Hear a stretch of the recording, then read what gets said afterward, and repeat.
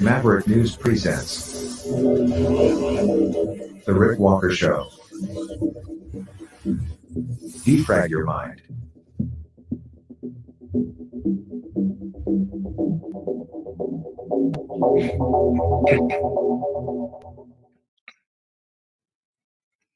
Good evening, everyone. I'm Rick Walker. Welcome back to the Maverick News Channel. Welcome new viewers from all over planet Earth. All you terrestrials, tonight we'll take a look at something that might be extraterrestrial. But that's not our main story tonight. Our main story focuses on something that is being dubbed HateGate. This is all about Diagolon, the Freedom Convoy, Jeremy Mackenzie, the founder, leader, and creator of the Diagolon flag. New documents have come out because of Freedom of Information requests, which show the government knew all along that Diagolon did not pose a national security threat, and yet they still proceeded to have police target the group and ultimately end up putting Jeremy Mackenzie in jail, charging him with a variety of things. Well, tonight, the documents that have been released by, well, I guess the group, and more specifically, his lawyer, Karim Assad, show that the government was told by the RCMP that Diagolon really was not a threat. So we'll have a fair bit on that tonight. It is a story that is being, I guess, described by those involved, and in particular the members of the Diagolon online social group, as a bombshell. Also tonight, the U.S. government, John Kirby, having a little trouble explaining their decision to release funds to Iran in exchange for American prisoners. Justin Trudeau, asked about possibly resigning. We'll have his reaction. All that happened during a news conference dealing with the Trudeau government's new plan to address Canada's housing crisis. And we'll also show you a clip from a few years ago from Jane Fonda talking about Trudeau. It's revealing. And we'll tell you what's going on in New Mexico with that suspension or attempted suspension of firearms carry in that state. And we'll also tell you about the latest developments in the Donald Trump federal criminal case regarding the way classified documents were handled by the former president. All that and a whole lot more coming up right here on the Maverick News Channel. Don't go away. I'll be right back.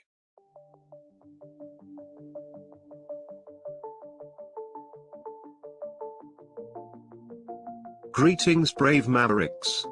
Our quest for truth continues. We go beyond fake news. Together we expose propaganda.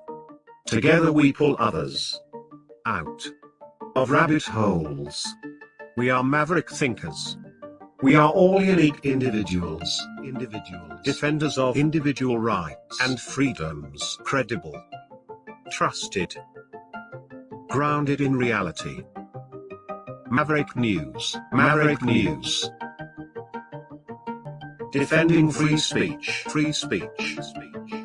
Donate at freedomreporters.com. Do it now. Tomorrow may be too late. Maverick News. The world is watching.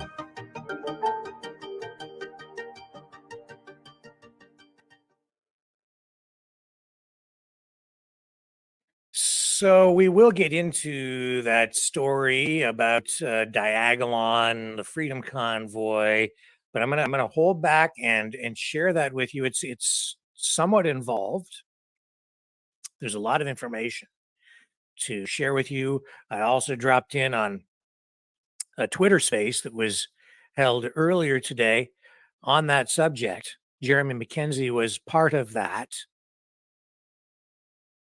and I'll share some of the highlights from that exchange that involved quite a large number of people this afternoon discussing this document dump and subsequent publication of an article by Jeremy McKenzie's lawyer and the distribution of that story in almost like a news release form that has been picked up by at least a few mainstream media outlets, although not the majors. We'll get into that. But first, I want to talk a little bit, stay right in Canada for the moment, and talk to you about Justin Trudeau and his housing plan. Today, he addressed what is a growing crisis in his country with a plan that really he had promised to roll out quite some time ago, but he's bringing it to the forefront now, no doubt, because he knows something needs to be done to address skyrocketing housing prices, short supply at a time when his immigration policies are increasing the population and putting incredible pressure on the housing market. So he's doing this now ahead of the next federal election. Whenever that might be, we don't know exactly. He could call it any time, but he won't. He won't do it right now because the Liberals are sinking in the polls. He is not very popular. The economy is struggling. Inflation is a big problem. And this is how he plans to address it. Si on travaille tous ensemble. When we launched the $4 billion Housing Accelerator Fund, a fund to build more homes faster, we told municipalities that they could access those funds with bold plans to eliminate red tape and remove barriers. On a été clair qu'il y a trop de réglementation municipale qui rend ça difficile de bâtir des logements pour nos communautés. On a été clair que les règles locales doivent changer et que les gouvernements locaux doivent être plus ambitieux. Et on va être là pour soutenir leurs ambitions. So here we are today with a very first agreement under the Housing Accelerator Fund. After we launched the fund, Mayor Josh Morgan and his team got to work. When we saw that Josh's plan was ambitious and serious, we said, okay, let's get him funding so he can fast-track the building of more housing here in London. Josh, the Accelerator Fund was created to build more homes faster. And of all the mayors across the country, you were the fastest to step up with an absolutely visionary proposal. We put out framework of ambitious things we needed to see from municipalities in order to access this funding, to look at all the various barriers that are slowing down the construction of housing supply at a time when it's needed. And we asked the hardworking people at City Hall and in the mayor's offices to step up to see what were those barriers that we could eliminate, how we could get shovels in the ground faster, how we could get people into homes, particularly affordable homes, particularly homes near transit infrastructure as quickly as possible. So based on Josh's success and the announcement we're making right now, I want to challenge other mayors right across the country to step up with their proposals too, so we can get building more homes, increasing supply, and lowering the prices for families. La promesse du Canada, c'est d'améliorer la qualité de vie à chaque génération. Ces temps-ci, le monde traverse un moment difficile. plus que jamais, il faut continuer notre travail pour s'assurer que la promesse du Canada tienne. The promise of Canada. It's one that says that every generation gets to benefit from the hard work of the previous generation and succeed even more. Well, for far too many people, that promise of Canada seems under threat. And that's where Ariel and Peter and Sean and I and our entire team are focused on securing that promise of Canada. The promise that when you work hard, you can get ahead. That's what it's all about. We're focused on building more homes by working with all orders of government, with Indigenous communities, with labor, and with private and nonprofit partners, because that's what it'll take. Everyone working together. I look forward to our caucus retreat this week to continue this work, and we'll have more to say very soon on our plan to make life and housing more affordable for Canadians.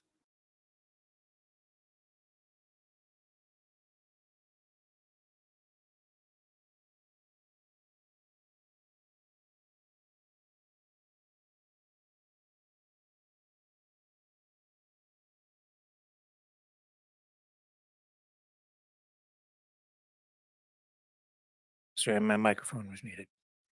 The thing to remember here, and I'm editorializing now,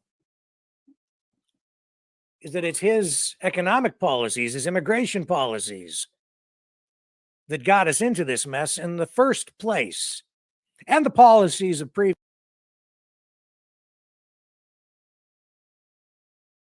previous governments that also embraced immigration policies that brought, a lot of people here from other countries and put a lot of pressure on the housing market. You bring more people, they need places to live. If you don't have enough housing supply, prices go up. That's what we're dealing with. And it does fuel a housing construction boom of sorts, but we haven't experienced that because the Trudeau Liberals, with their economic policies and such, it just hasn't been enough. They haven't had the right policies in place because largely, honestly, of regulations. If you're a new home builder in any part of Canada, the red tape you have to deal with as a contractor, even just, as a plumber, an electrician, as a developer for a new subdivision, or even to build condos, the regulations are just mind-boggling. I don't know how they keep it all straight, honestly. So you combine that with, issues surrounding where you can build, how you can build, restrictions on land use, and so on. You have what we have right now, a recipe for a housing crisis, and that's what we have. So it's his policies that got us into this mess. Now he's trying to present a solution, but I don't know why anyone at this point would believe that anything he's going to do is going to alleviate the problem. I think the main reason he's attacking this is because Poilievre, leader of the Conservative Party, his main opponent, and the man most likely to become the next prime minister of the country, has been making housing one of the main planks in his campaign platform. And he's been hammering on it with great success. That's why he's rising in the polls. It's all about the economy with Pierre Poilievre. And he knows Canadians, especially middle-class Canadians, have seen a huge decline in their standard of living. People are very concerned about rising prices and rising housing prices in particular. Especially if you live in a big city like Toronto, I do not know how people survive there. Inflation has gone nuts. Still in the range of 3.3, officially 3.3%. The target is 2.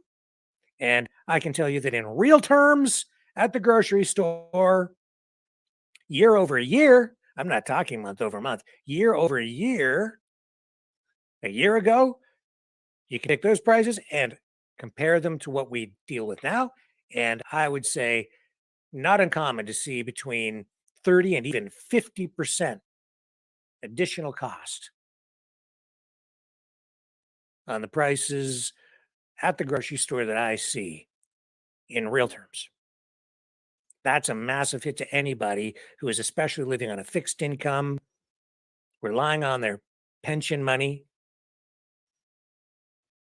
People who have very limited incomes because they're on social assistance. The most vulnerable are suffering the most under Justin Trudeau, a man who came to power as a liberal, promising to do more for those who are the least fortunate.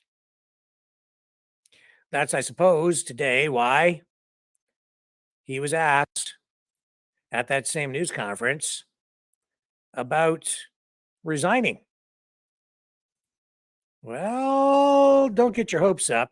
This is how Justin responded to that question today. The polls are personally unfavorable for you. Would it be time, as some people are saying, for Mr. Trudeau to cede the way to someone else? What do you have to say about that? It's 2 years until the next elections, and I will continue to do my job. There's a lot of important work to be done to deliver for Canadians in these difficult times.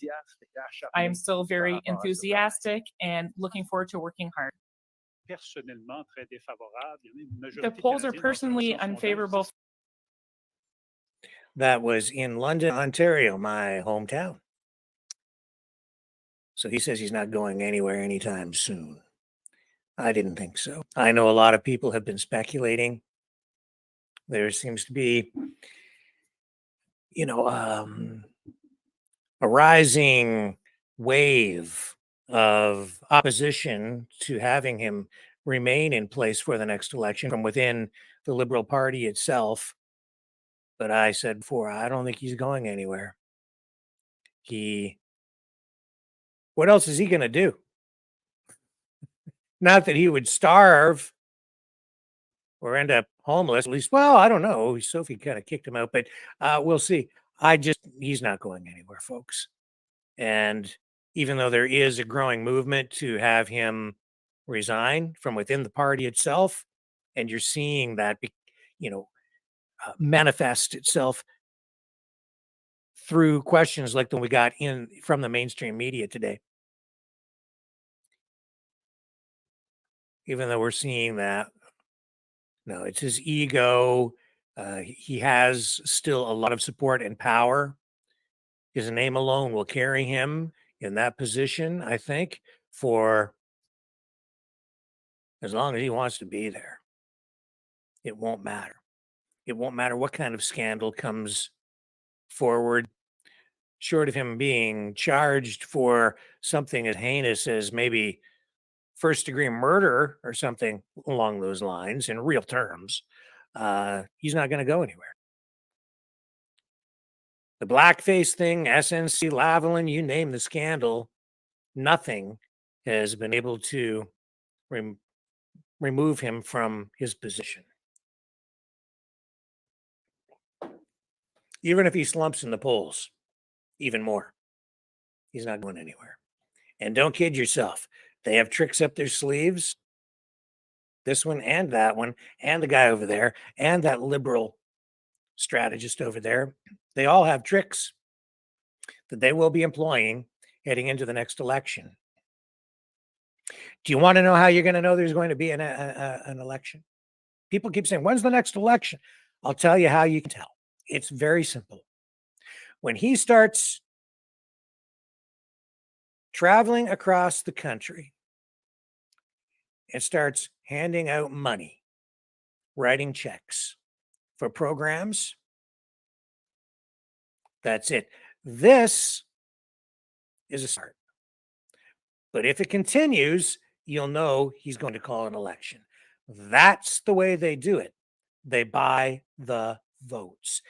They hold back for a while, and then just before an election, they roll out all these programs and they say, we're going to give you this much money and so many billions over here and so many millions over there, and this community gets that, and this guy gets that, and this program will happen over here, and this economic sector will benefit, like he's saying right here, right now, with this, what was it, $4 billion? Oh, there's another $4 billion for the housing industry. So if you're a developer or someone working in that sector, oh, well, then vote Liberal then to get that money for me or my company. That's the way it works. That's the way the politicians do it. They hand out the cash just before we go to the polls, and it works. It really does work. I don't know what else to tell you, but that's just what's done. So stay with me. I'll have more coming up right after this. The New World Order. Government overreach. The Great Reset. Mainstream media lies. Now more than ever, independent voices are needed. Donate now at freedomreporters.com. That's freedomreporters.com. Maverick News. The antivirus program for your mind.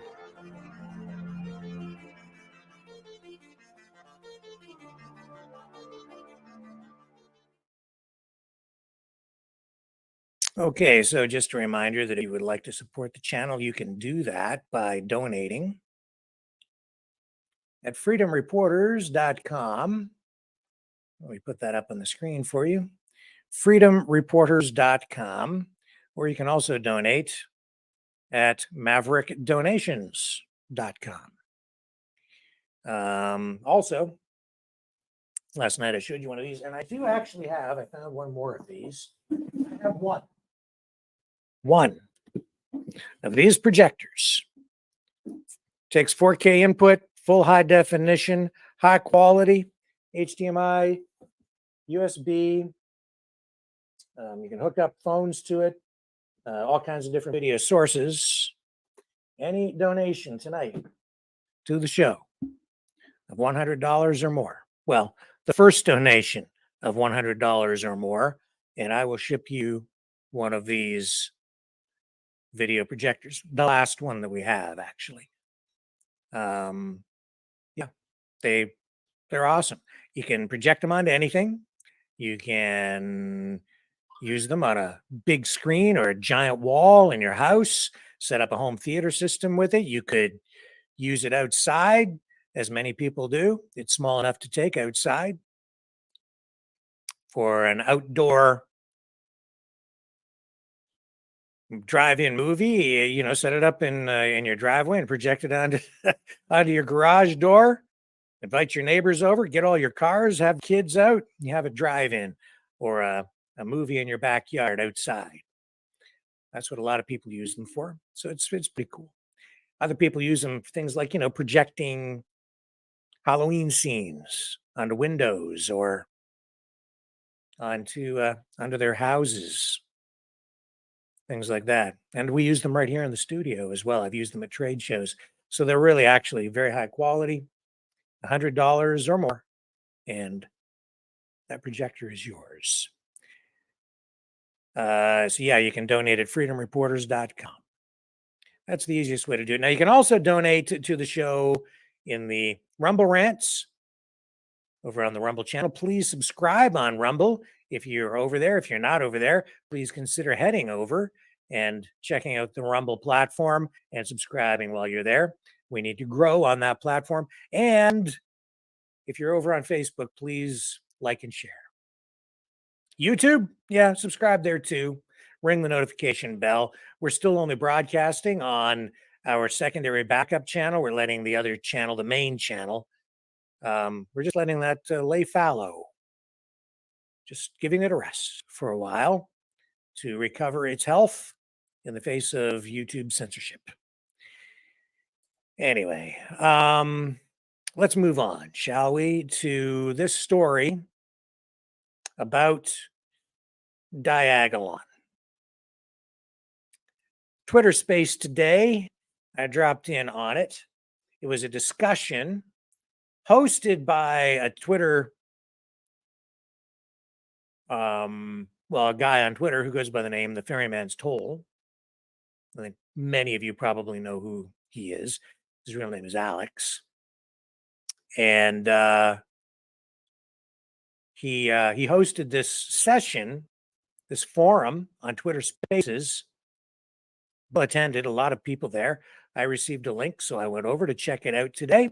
I was in on that and listened very carefully to what was said. And it's all about Diagolon and new documents that have been released by the lawyer representing Jeremy McKenzie, the founder, the creator of the Diagolon online social group. Diagolon, of course, was targeted by the federal government during the Freedom Convoy. They used Diagolon, the federal government did, as justification for, in part, justification for invoking the Emergencies Act, the modern day equivalent of the War Measures Act against its own people. That's what Justin Trudeau did during the Freedom Convoy.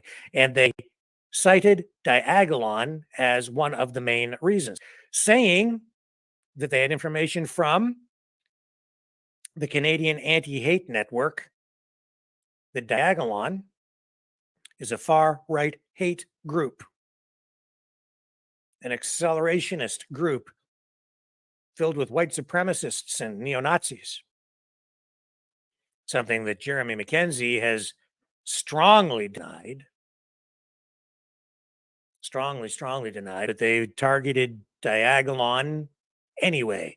You've seen in tonight's thumbnail an image of the Diagolon flag, which Jeremy McKenzie says he simply created on a phone by swiping in a graphics pro app on his phone from one corner to the bottom corner and made a black flag with a white stripe through the center, which actually is kind of a cool flag.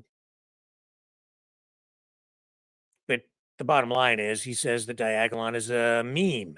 Well, it all centers around not just the Twitter Spaces forum today, but on these documents obtained under a Freedom of Information request from, I think it was Jeremy McKenzie's lawyer, Kareem Assad.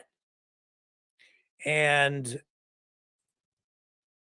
it was a successful request with over 1,000 pages released. And shown in these pages were documents from the RCMP, which indicate they notified the federal government that Diagolon did not pose a national security threat. Now, in those same documents, and I have read some of them, not all 1,000 pages today, but in those same pages, the RCMP did say, however, that their main concern was that there might be a lone actor who might be ideologically motivated to the point of extremism, who might commit an act of violence or an act of terrorism during the Freedom Convoy. So they were worried about maybe a bad actor doing something really bad. So that was certainly top of mind for them. But as the government was contemplating the use of the Emergencies Act, they did receive information, as confirmed in these documents, from the RCMP saying that Diagolon, not a threat, not considered a threat as an organization. But the federal government went ahead and used Diagolon as justification anyway, based on information that they obtained from the Canadian Anti-Hate Network, which had been long established anyway. The Canadian Anti-Hate Network has targeted Diagolon, Jeremy McKenzie, the members of the online social group.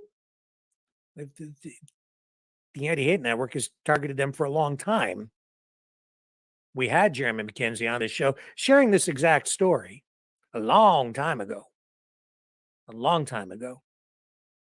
following the Freedom Convoy, where he was aware of what they had been doing, the federal government, police, investigating him, and they did obtain warrants and permission to spy on some people. They did.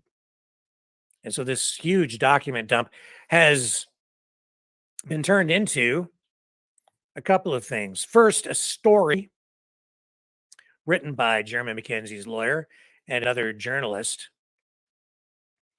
And it has been released in the form of a news release and distributed through Canada News Wire. What is Canada News Wire?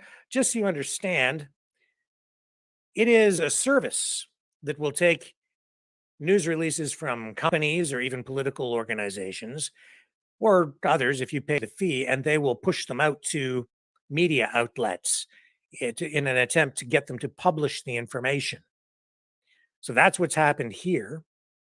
This article, news story, whatever you want to call it, was sent out via CNW to mainstream media outlets, some of which did pick it up. Some of them did. I know that Yahoo Finance ran the story unedited. I checked it. Most people don't understand how the news business works, but they pushed this out. Yahoo Finance just took it and published it without even editing any of it, as far as I could tell. So in that respect, it was quite successful. We're talking about it here as well. But here's how this article, this release reads. And this is, again, from, I believe, Kareem Assad, but it says it was provided by Crier Media. Dateline Toronto, the HateGate affair is a piece of investigative journalism. Documents obtained through Freedom of Information and Protection of Privacy, FOI POP, reveal shocking details about the RCMP investigation of Jeremy McKenzie and Diagolon during the Ottawa Freedom Convoy, which led to the invocation of the Emergencies Act. Crier Media journalists Kareem Assad and Elisa Hategan examined 1,000 pages of internal documents that show law enforcement relied on misleading information from the Canadian Anti-Hate Network. Internal RCMP reports show information on Diagolon, Jeremy McKenzie, cannot be verified or corroborated. And then, quote, the Canadian Anti-Hate Network, CAHN, is cited as the main authority on the group by all mainstream media outlets due to the fact that all information traces back to one source. Triangulation and the verification of facts is almost impossible at the current time. That is from the Royal Canadian Mounted Police, who said also here, Diagolon, and this is a quote, Diagolon does not pose a criminal or national security threat.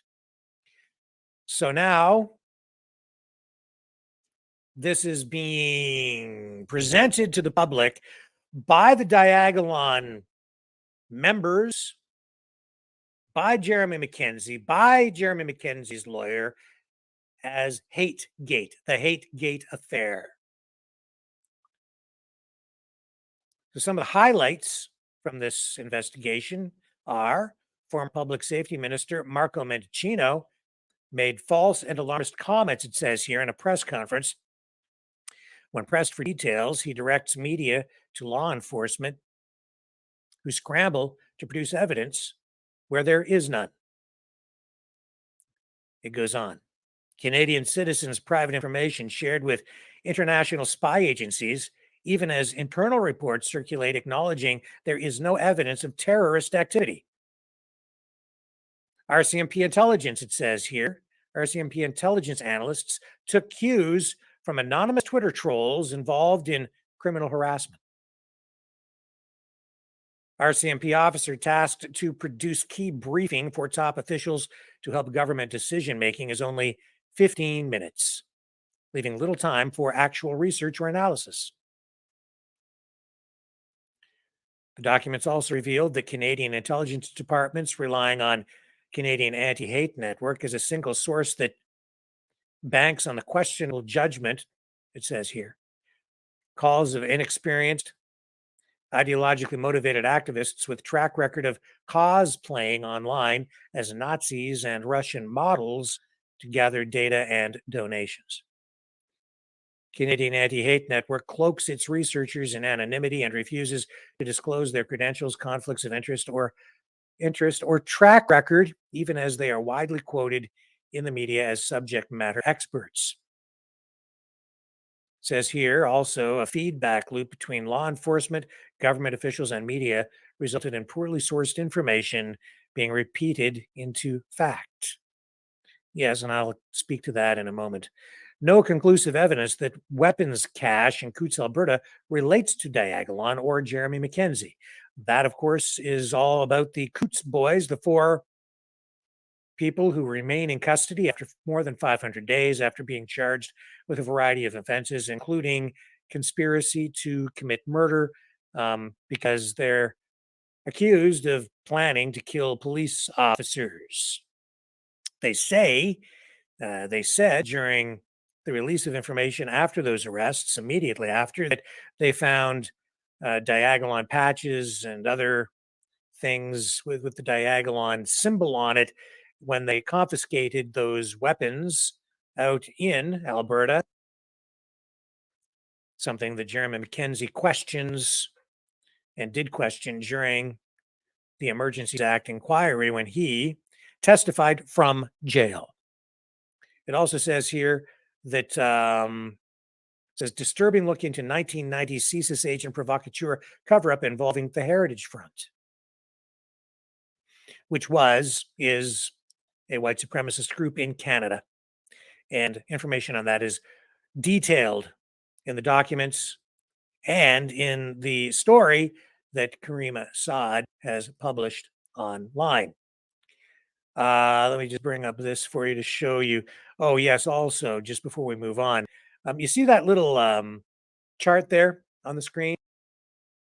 The circular chart, the cops, media, politicians, and then hang on a second here. Oh, there it is. And then in the middle, you've got anti-hate. So, the way this stuff works these days, especially here in Canada, is the Liberal government is funding these non-governmental organizations, nonprofits like antihate.ca, Canadian Anti-Hate Network. What they do is when the government wants to enact a policy or justify a program, they'll defer to experts. So what they'll do is they'll call up an organization like Anti-Hate and they'll say, we need something done. We want to start a program to, combat racism in elementary schools. So they'll have Anti-Hate do some sort of a study. Of course, because they're getting the government funding and they know what the government needs in order to sell the program or the spending or justify money that they're going to hand out to their friends, they'll get a study back, but they know what the government needs. So the conclusions and the recommendations from the study are a foregone conclusion. That information is then handed over to the government in due course. The government then points to that information as being credible and justifies them taking the actions that they're going to take in order to spend all this money or start a new program or do whatever else it is that they feel they have to do.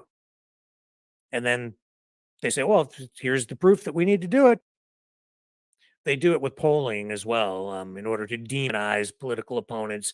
They'll pay for polls and make sure that the questions are worded in a particular way so that it's skewed and they get sort of the result that they want. And then the pollsters, the polling company will, I think, actually cook the data. There was a whole poll that was done about, oh my goodness, now almost a year ago, dealing with exactly this kind of subject matter: racism, online hate, extremist groups. And the polling was worded in such a way that it really did get Canadians who were surveyed to further demonize conservatives, essentially, people within on the conservative side of the political spectrum. In any event, that's not a sidebar, but it is an important aspect of what's going on here, because as part of all of this, and I'm going to say that this is actually the start of a campaign. It is not so much, in my estimation, a true journalistic exercise in order to just reveal truth. What I witnessed today in the Twitter space event was activism, the launch of a political campaign using this information, not to delegitimize what they're doing or to diminish the importance of what they're doing, but understand that the motivation here is not simply journalistic. It's not about getting people closer to the truth. It's about getting people closer to this truth.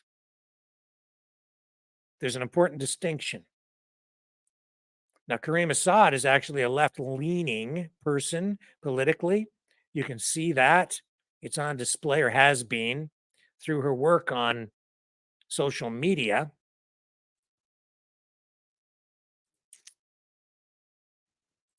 But she, I find, is actually able to be fairly balanced. That being said, she is Jeremy Mackenzie's lawyer, represented him very effectively, honestly. I was pretty impressed with just her skills legally. But she has some skin in the game here, and she is a political satirist. She is, I would consider her to be a journalist. Very active. She's for a long time been going to all these freedom rallies, especially the ones dealing with the LGBTQS plus drag queen story time issue, documenting a lot of it. And just in the way that she shows the images, she's able to make political commentary. And some of it is actually pretty funny, and it's and enlightening. So she's not really a I wouldn't say she's like a far right anything. She's actually more left leaning, but is able to kind of reach across the aisle, so to speak. Now, here's not just the article, but a long form piece of written work produced by those journalists, Karima and her friend. Here's the cover for it: The HateGate Affair, Unmasking Canada's Hate Industry. The HateGate Affair by Karima Assad and Alyssa Hadigan. It's detailed, man. She goes to town and condenses 1,000 pages into this, I will call it a report. I'll read the prologue. A public safety minister makes false and alarmist comments in a press conference. When pressed for details, he directs media to law enforcement, who scrambled to produce evidence where there is none. An officer is tasked to produce a key briefing for top officials to help government decision making. In only 15 minutes, intelligence analysts taking cues from anonymous Twitter trolls involved in criminal harassment. Citizens' personal information is eagerly shared with international spy agencies, even as internal reports circulate acknowledging there is no evidence of terrorist activity. An entire country's intelligence department relying on a single source, a source that banks on the questionable judgment calls of inexperienced, ideologically motivated activists cosplaying online as Nazis and Russian models to gather data and donations. A source that cloaks its researchers in anonymity and refuses to disclose their credentials, conflicts of interest, or track record, even as they are widely quoted in the media as subject matter experts. Welcome to Canada.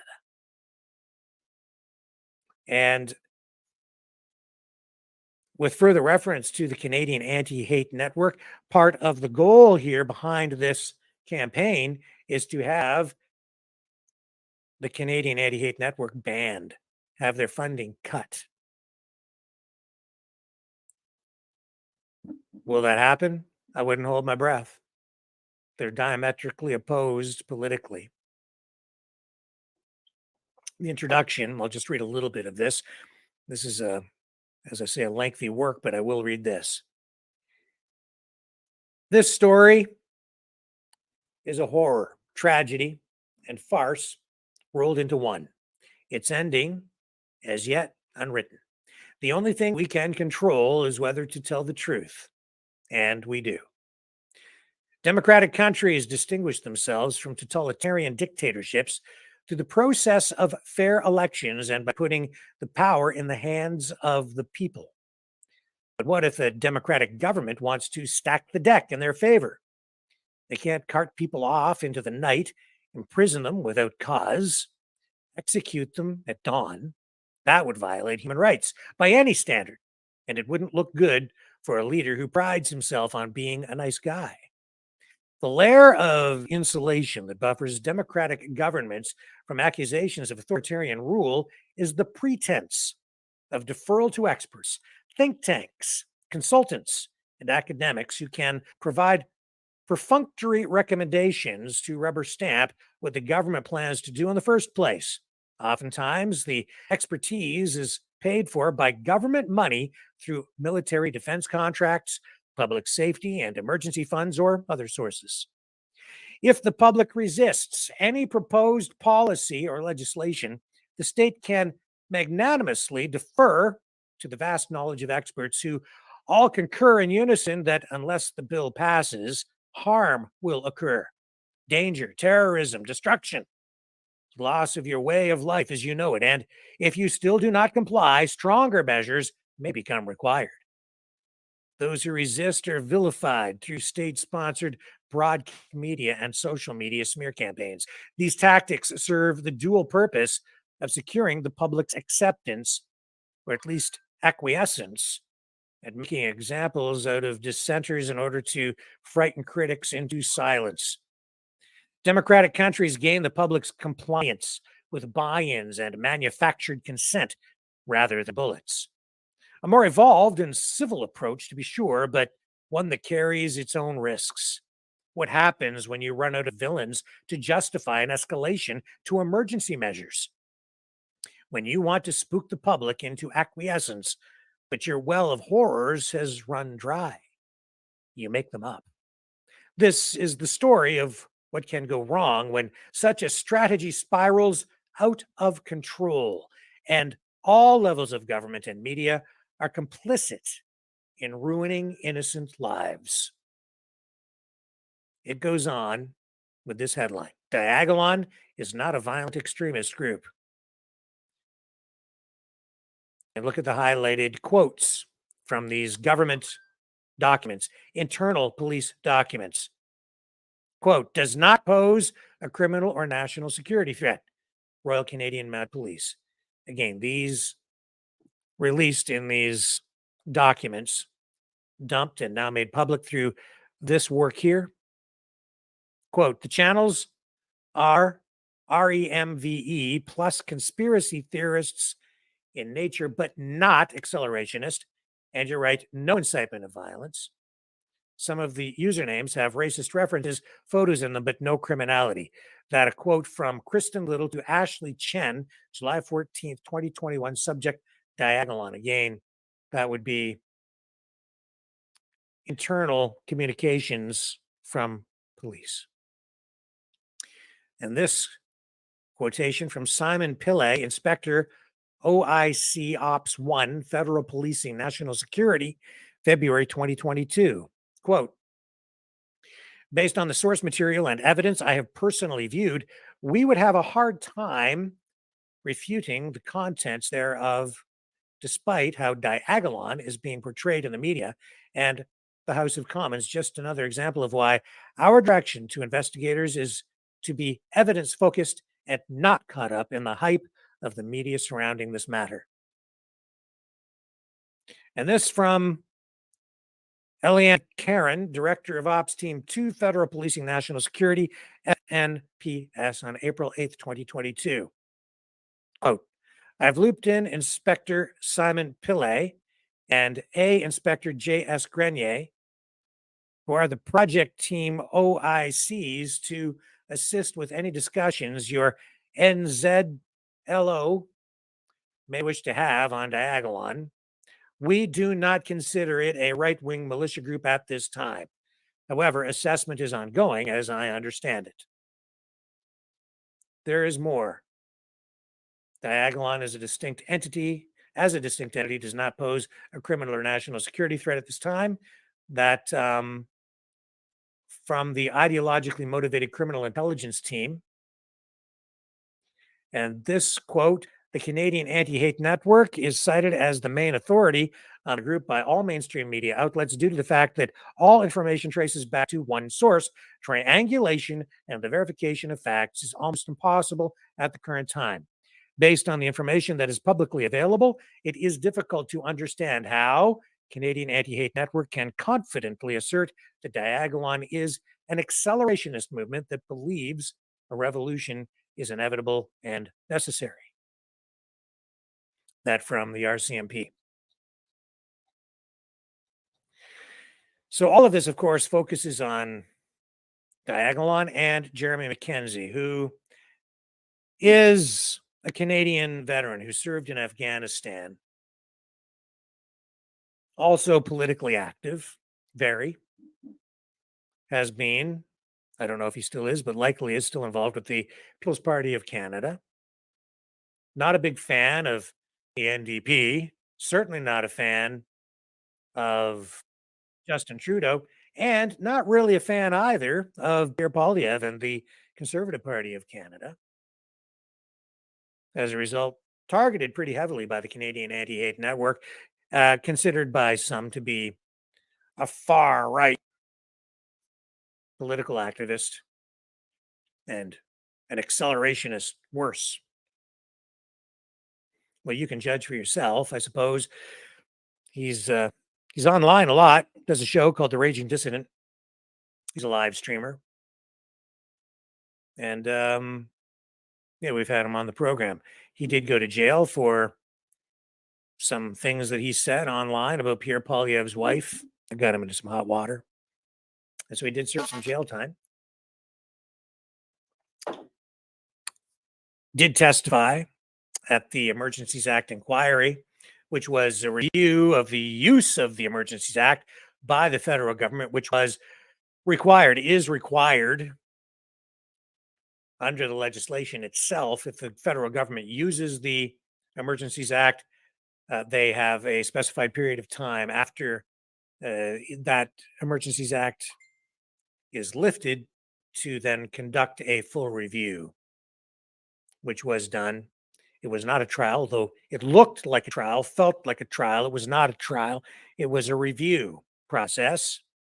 And the government still has to complete its full report or come back with how it's going to respond to the recommendations that have come forth from that EA. Now, as I say, this whole thing sort of centers around Jeremy McKenzie, this veteran who's politically active, and he has this online group. And as we've told you, they don't consider themselves to be in any respect sort of far right. Now, they are certainly not liberal, not woke. They are definitely on the other side of the political spectrum. And they are active. But they view themselves, and I think rightly so, as a social group more than anything else, where it's a lot of veterans, really, who come together, and others as well. It's not exclusively a veterans group, but there's some veterans in there. But they come together for support,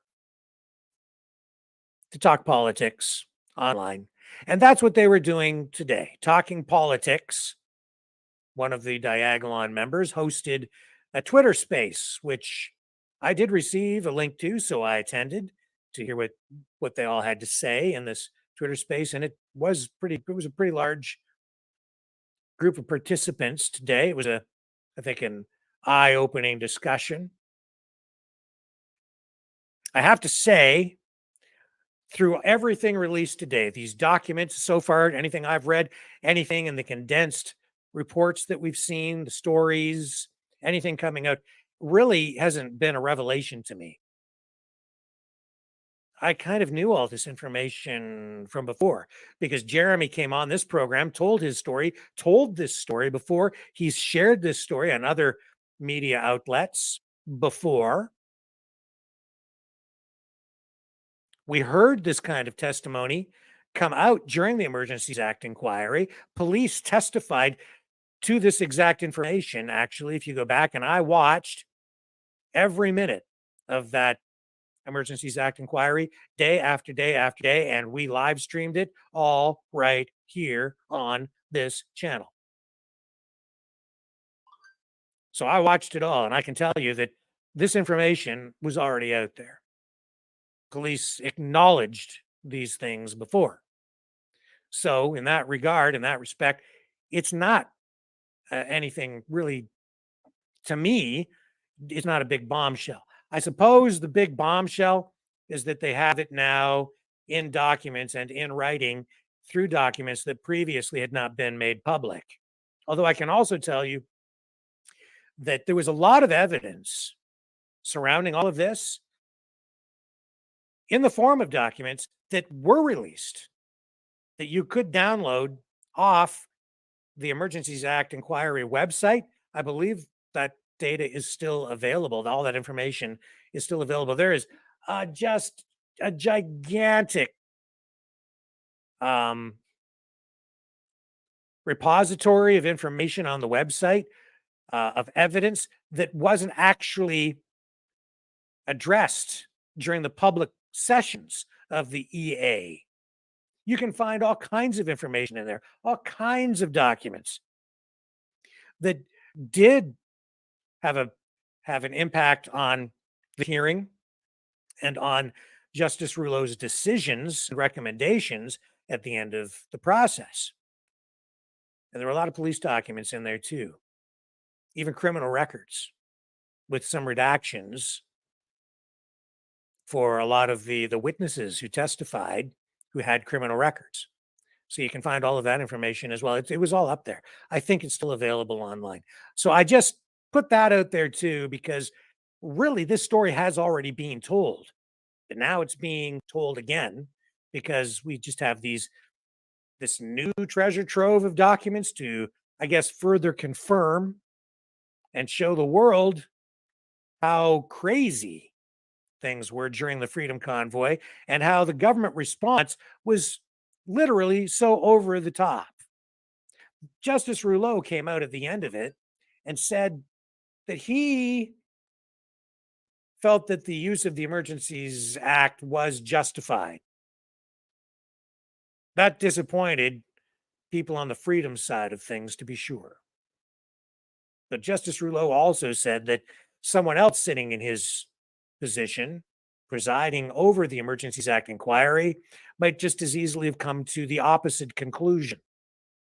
Well, these new documents, the Diagolon social group members, I think tonight are hopeful. They're hopeful that these documents will help retell the story in an effective way so that the general public is persuaded to side more with them and become more sympathetic even now to what happened during the convoy. And I think that on the public relations front, the freedom side with regard to this is sort of winning. Now, there are still huge divide. There's a huge divide out there. Politically, people remain polarized. And as I've said for a long time, there are two truths out there. There's this truth, and then there's also the truth of the people who didn't like the honking. I got an earful from someone who lives in Ottawa this past weekend when I was in Toronto, and this person was from Ottawa. A bunch of people that I met were from Ottawa over the weekend. And I got an earful from some of them because of exactly that. For them, their truth was the convoy was annoying and they didn't like the horns. And I got a lot of this. It also opened my eyes and showed it revealed to me how they view me, which is I'm viewed as some sort of a almost radical right wing, far right crazy guy.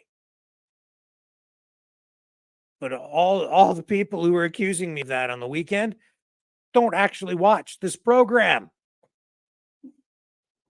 They don't really know what it is that I asked them. Do you ever watch? No. Well, how do you know what I think? It's just guilt by association with people that are guilty because they're associated with somebody else. And just because the mainstream media told them that those people over there can't be trusted or you shouldn't like them. And honestly, it's a cliche that people buy into. That's what's going on. But today, the Twitter space, let's get to that. Just going to let a little bit of this roll.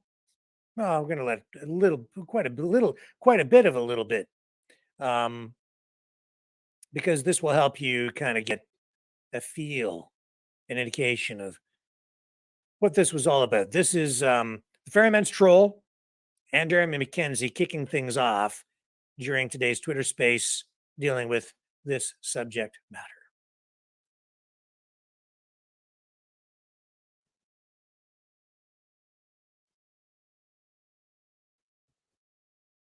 Oh, hang on a second here. Hang on. Got the wrong thing up. Where'd we go? Oh, there we go.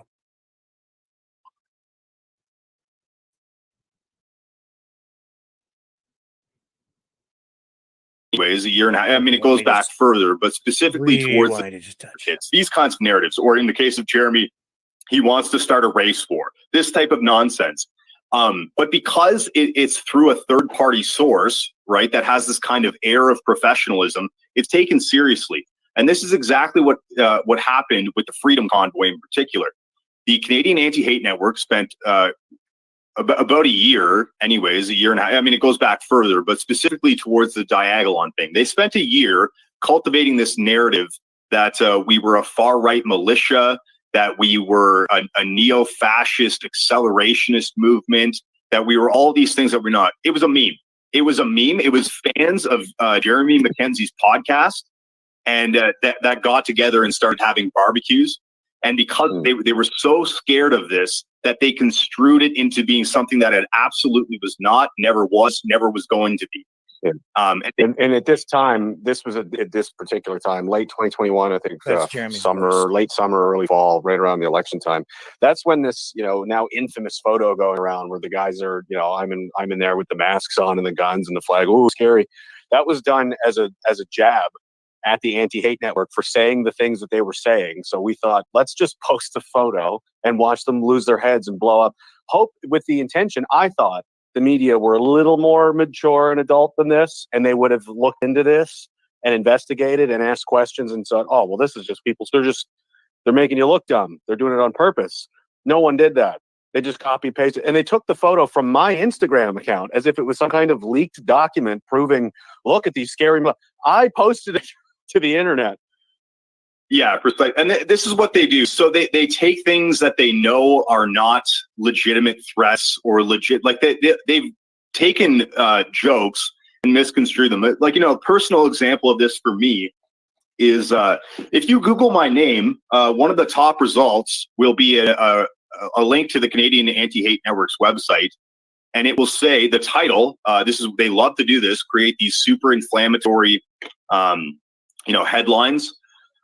Mine says Holocaust denier travels the country building up newest far right militia, I think was the title, something along those lines. That's nonsense. I made a couple jokes about the Holocaust, and I went on a cross country tour with my dog in a van, and I met people from the podcast community. And they translated that into Holocaust deniers trying to, I don't know, build a militia to murder the Jews, something like that, right? This is how they operate. And they've done this to countless others as well. Chris Guy is another one. Yeah, Chris Guy is a perfect example. I've already brought up a few. Billboard Chris, Chanel is in here. Maxime Bernier and the PPC in general. It goes on. Mark Friesen. Yeah, Mark Friesen. I mean, like, Archer pretty much Pawlowski, anyone. Josh Alexander. Yeah, pretty much name Henry anyone in the Hildebrand. country. Anybody that's like a right wing or conservative leaning, even populist, anything like that. There's probably some or a lot of the history of anti-hate smearing these people. Exactly. So the other aspect of this, like, that's one role that the Canadian Anti-Hate Network plays, which is, basically giving the mainstream media the ammunition they need to go out and then, smear people with this kind of, degree of separation from the fact that they're defaming them. Because it's a reference, the Canadian Anti-Hate Network is a nonprofit, which makes it very difficult to sue them. It's very hard to get access to their books and all this kind of nonsense, right? So it's one thing that, the Canadian Anti-Hate Network does. The other thing that they do, which is a little bit less known, I think, is that they hold a lot of advisory roles and a lot of sway with both policing and the current administration in general. So if you're not aware, and this is up in the nest, Bernie Farber, who is the current chair of the Canadian Anti-Hate Network and one of the two original founders, along with Richard Warman, Bernie Farber currently holds a role on Canada's online advisory online safety advisory panel. Now, if you go through the list, I believe there's 12 quote unquote professionals on this list. They're all ideologues of the highest order. They range from other heads or founders of hate organizations to ideologue academics, people like Stephanie Carvin, Matthew Horwood, Barbara Perry, these kinds of people. These people have a direct role in influencing and shaping Canadian policy. They were directly involved with the formation of Bill C-18. They were directly involved with the follow-up, back in 2022, or was it, 2022? Whenever they were pushing, it was Bill C-10 at the time, right? The online censorship bill. Well, Bill C-10 had a follow-up bill to it, Bill C-36. Now, Bill C-36 was a punitive measures to online harms.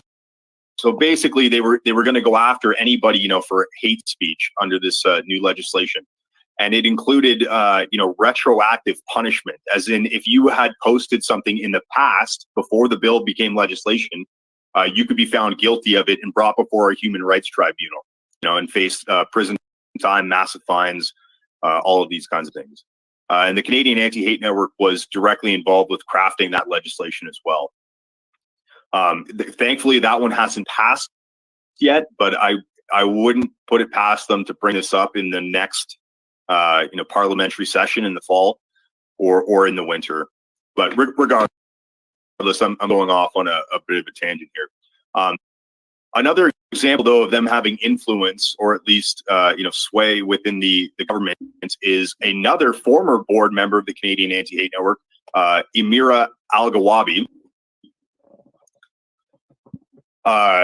is now I call it the Islamophobia czar of Canada, the special representative on combating Islamophobia, something like that, right? She's getting paid close to $200,000 a year to tell Canadians that they're racist towards Muslims or something. And this role was created by the Liberal government in January of 2023, and she was awarded that position. So they clearly have a lot of sway within the Canadian government. And it's not just that. If you start networking who these people are, they have connections everywhere. So, another person that is involved in hate research in Canada, Barbara Perry out of, I think it's the University of Victoria. Somebody can correct me there if I'm wrong. It's somewhere in BC.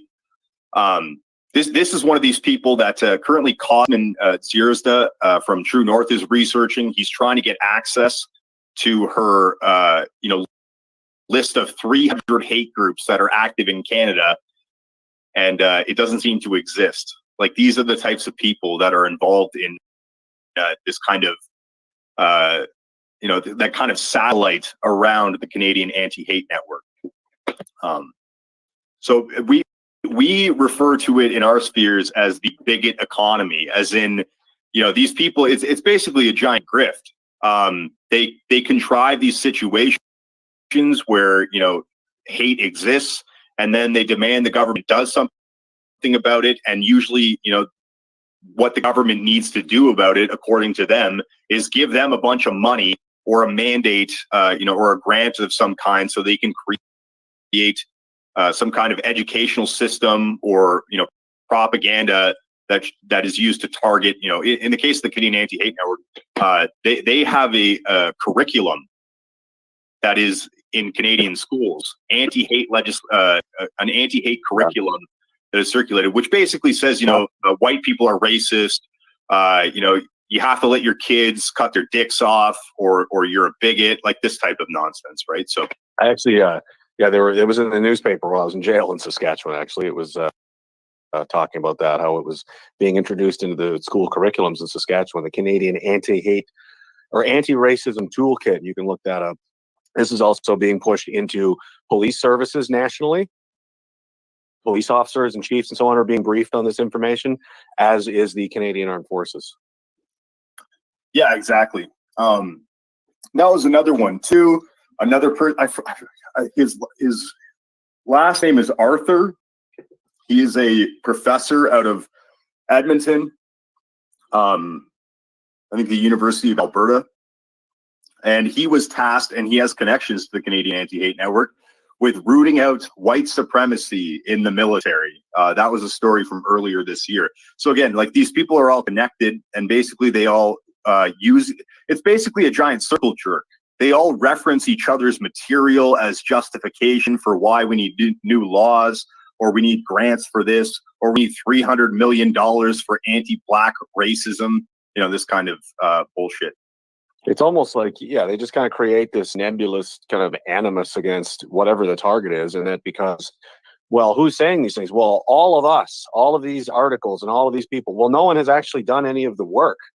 There's just dozens of different people echoing the same things. And if you just repeat it enough, it just eventually becomes accepted as, well, this must be what's happening, because that's all I ever hear about all day. It's one of the oldest forms of lying and manipulation that there is, and they're very, very good at it.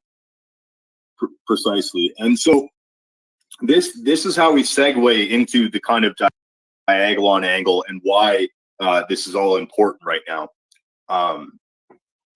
Now, I don't care if you're somebody in here and you don't like Diagolon, you don't like our politics, you don't like our rhetoric, you don't like our attitude or whatever. That's fine. I really don't care. I don't like that I shaved. Yeah, whatever. It doesn't matter. Any of your, because you know what? There's probably a lot of you in here that I don't like either. Okay, and that's fine. Like, for example, I'm obviously, if you're familiar with our work, we're not fans of the Conservative Party of Canada for a litany of reasons. However, I would argue that, I would equally defend the Conservative Party from the treatment that they have gotten from the Canadian Anti-Hate Network. And a perfect example of this is the way they treated the veteran James Topp, right? So they labeled James Topp as some kind of neo-Nazi far-right extremist who's, going to walk across the country and overthrow the government or some nonsense. And that was because I was, I know the guy. He's talked to me a couple of times, and he's, a supporter of mine. That's why. That was their impetus for doing all of that thing. They label him, and which he sued them for, or sued Global News rather, and Rachel Gilmore. Yeah, exactly. And like the reason what they did with that was they used that to then smear Polyev. Yep. And they've been continuing to do that with me and with him. So, like, in a direct and indirect way why this should concern the conservatives, because this engine of this just generation of hatred, which is what it is. It's an engine that just generates, malice towards whoever they decide to direct it towards. They're not going to be safe from this either, and they're not. And they themselves have had to defend themselves against baseless attacks because of this. Yeah. So if you're a conservative supporter out there, right, and that's fine. I'm not, but you are, whatever. Have you noticed how the media tries to smear Pierre Poilievre as racist or as misogynist or as some kind of neo-fascist, even though he's obviously none of those things? Well, if you're wondering where that comes from, it's people like the Canadian Anti-Hate Network and their affiliates. It's the people that they work with. They're the ones who create these narratives, and through their, pseudo-intellectual academic, papers and whatnot, they no one can seem to find. Exactly. They're the ones pushing this narrative in the media. They're the ones who are referenced whenever the Toronto Star writes an article and says, Pierre Poilievre has dangerous far-right rhetoric and all this stuff. It's coming from these same people. So if you don't like us, that's fine. I don't care. But the reality is we have a common enemy here, and it's the Canadian Anti-Hate Network and the Liberals. Now, why does this matter in relation to Diagolon? Because unlike many of these other instances, we have a smoking gun that the Canadian government was basically acting on the orders of the Canadian Anti-Hate Network, or maybe orders is too strongly a way to put it. But basically, the Canadian Anti-Hate Network created a narrative. That narrative didn't stand up to the test of investigation by policing, and the police said as much. This is all this was all leaked in a Freedom of Information request that we were able to get. One of the guys was able to get this. It was, how many thousands of pages is it, Jeremy? It's 10,000, or sorry, 1,080, but there's still other parts coming. This is just from January, I believe, to August of 2022. And that's not the entirety of what was requested. So there may be more yet. Yeah. So the reason I say that is because there's a huge mountain of evidence showing that, that's not our opinion. That's the thing. Like, that no other, like all of these other freedom groups and all, and that's like, we're not trying to gain clout from this. Nobody's trying to be like, look, guys, everyone has been an interest in like trying to, tear away the mask and the facade that these people aren't massive liars and completely full of shit like we all knew they were. And now, finally, there it is. They say, hey, the public safety minister goes on TV. He goes on national television and he says, there is an organized militia with a steel resolve. They lifted this from one of my videos where I said I had an infinite resolve, and regarding resisting them, and all of these kinds of things, and put the country into a near panic, and that is evidenced in these leaks where you have RCMP officers, inspectors, and all of these things saying, where is he getting this information? They're being inundated with media requests to explain this. What is he talking about? What militia? Where? Can you give us more information? And they have no idea. So what the police do is just copy paste things that were printed in the media and give the media back their own comments that they've already printed as somehow evidence that this even exists. So in an indirect or even direct way, you have the Liberal Party of Canada creating an emergency and then compelling its police force to enact martial law and put down a protest based entirely on something that doesn't even exist. I mean, I don't know what else to say. That if that isn't the most insane political scandal of our lifetime, I don't know. I guess we grew up in different places. I don't know. See, this is you can make the argument that because obviously the Trudeau government has an endless list of scandals that you can point to, and you can debate and argue about, well, this one's worse than that one, and it goes on and on. Whether it's the election interference, or the We Charity scandal, or the SNC Lavalin scandal, or the Jody Wilson rate, it goes on and on. And the Teflon Don has managed to escape them all, and he probably will with this one too. But there is a bit of a difference here than these other ones. There's a smoking gun here. we have it in these Freedom of Information requests. The Liberal government knew that Diagolon was not what the Canadian Anti-Hate Network said it was. The intelligence services, the RCMP, various other levels of law enforcement in this country have repeated over and over again that there is no evidence to back up the Canadian Anti-Hate Network's claims that we were like, again, a neo-Nazi, a violent neo-Nazi accelerationist, neo-fascist militia hell-bent on creating a race war in a white ethnic. There was no evidence of that. There never was. They construed jokes and memes into something that they wanted it to be because it was useful for their grift. That's what happened. Yep. And because they convinced the media and the government that we were this horrible thing, the government believed them. Whether they did so, knowing that, I'm sorry, they did know. This is the other thing. They did know, or at some point they must have known, because the RCMP, like I said, reiterated this over and over again, that there was no evidence to support this claim. And this is all available. I mean, I've posted some of it. Kareem Assad's article that she posted yesterday on this goes through this in detail. And despite all of that, the Canadian government decided to, and I mean everybody, from the Minister of Public Safety to the Liberal MPs to NDP MPs to senators to all of these people, they decided that they were just going to run with this narrative anyways, knowing what they knew. And they lied. Also, before anybody forgets, there are still 4 men in jail to this day that have been denied bail based on this narrative. That they're part of an extremist militia that intends to murder police officers and attack the government. How? From their own internal communications, they admit there is no such There's no connection between me and them or any of this. There's no real evidence of any militia or anything like this. And yet, the narrative still is being floated as if that's close to, or that is the truth of what's going on, when it isn't. And again, too, it shows the massive bias that exists within the Canadian government. Like, for God's sakes, the Canadian Anti-Hate Network only exists because it serves the interests of the Liberal Party who initially funded it. That is the reason for their existence. That is their true mandate, is to basically attack the political enemies of the Liberals, or anybody who tries. It doesn't even matter if they will not go after, say, establishment conservatives like Pierre Poilievre, or as long as they stay within the accepted Overton window. If you're within the confines of what they deem acceptable, then that's fine. And actually, Matthew Horwood from the Epoch Times there posted a great tweet yesterday. It is in the Ness as well.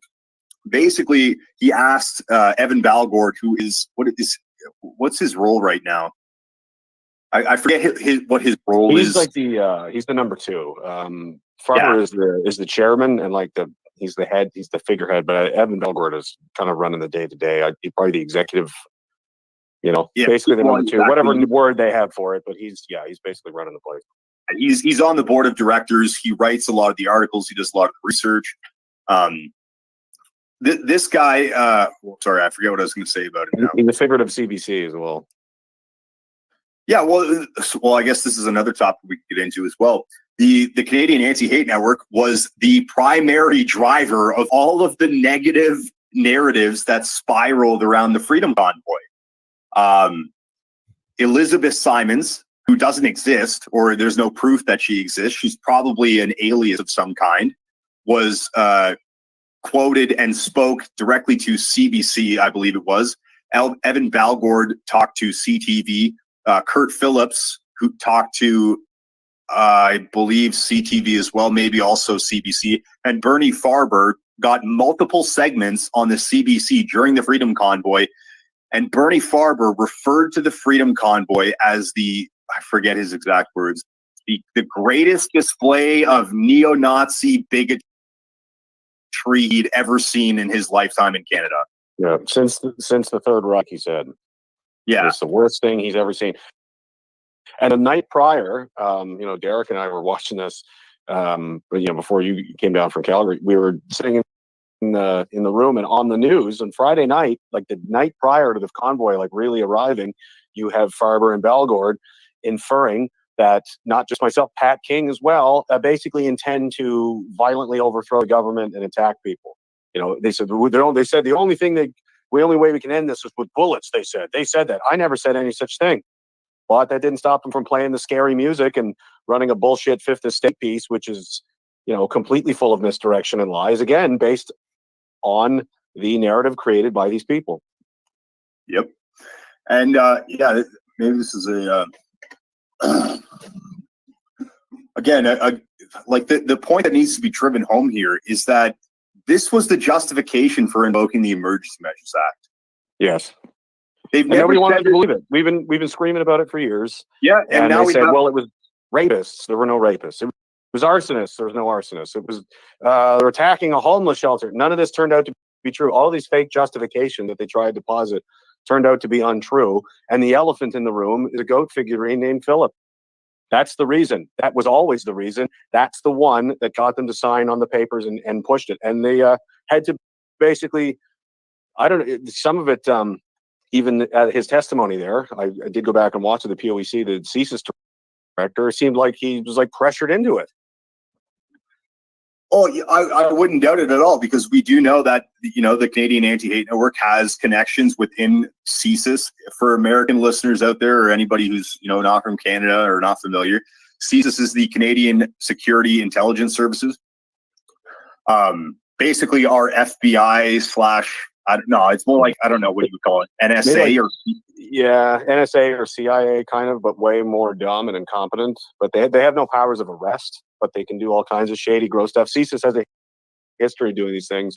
There's a thing called the Heritage Front in the 90s, for example, was the biggest neo-Nazi movement in Canada since blah, blah, blah, blah, blah. But the problem is it was founded by the Canadian Security and Intelligence Service, which then honeypotted guys into it. Had them committing crimes that they could later give to the RCMP to arrest them for, and then say, look at how much money we need to stop the country from Nazis that we created. Exactly. I want to try to maybe drive this home for the American listeners out there. If you're familiar with Kekistan, okay, the fraud country that came about, during the alt-right movement, 2015, 2016. Okay, imagine if the ADL went to the FBI and they said that, Kekistan is a real threat to our democracy. Like they're an imminent terror threat. Okay. And then the FBI, was like, what are you talking about? And the government still decided to invoke martial law or something because of Kekistan. That's what happened in Canada. It seems insane, because it is, but it's also hilarious. And we have been trying to break this story out of, kind of the distant right echo chamber in Canada for a year and a half. We've been trying to get this out. Unfortunately, we never had this kind of evidence that proves that it's true. That is exactly what happened. Now we have the smoking gun that's like, yep, that's exactly what happened. And so we're hoping that we can finally break this story out and get some international attention on it, because this is incredibly embarrassing for the Canadian government. To consider for if you're American, or specifically if you're British or New Zealand, what do you guys call New Zealand? Kiwis, I guess is probably why, because no one can settle on what the hell they're called. Australians or whatever. The Canadian, these people, security state, briefed those agencies on this as if it were a serious topic, and in fact congratulated one of their agents for managing to pull it together with 15 minutes notice. So it took 15 minutes to cobble together a bunch of bullshit, and they went and briefed international, foreign countries on my personal life and information and all these lies and nonsense, and they had no problem doing it. So now, if this is being literally bad misinformation, bad intelligence is being fed into intelligence agencies around the world, including our allies, who are there. So now we can't be taken seriously. How can anyone ever look at Canada again and go, no matter what it is, they say, listen, America, we got a tip. There's a bunch of guys, they're going to blow up a train station in Pennsylvania. Sure they are. Sure they are, Diagolon country. You know? Yeah, if you're interested in that, there is a link up in the again. This is all true. It's kind of hard to show in a Twitter space, but like it's all there. There is a link to Wiretap Media up in the nest. Yeah, the Canadian intelligence services briefed Five Eyes on the Diagolon threat on a meme. They briefed other nations' intelligence services on a meme.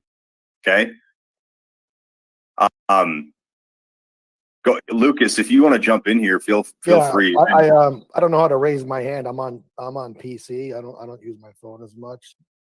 But what I'm hearing is that this is basically like the ADL in the United States. And if you guys have been paying attention, which I'm sure you have, Keith Woods and a bunch of us have been pushing the ban the ADL hashtag, which has gotten the whole planet to look at it, including Elon fighting back apparently against the ADL.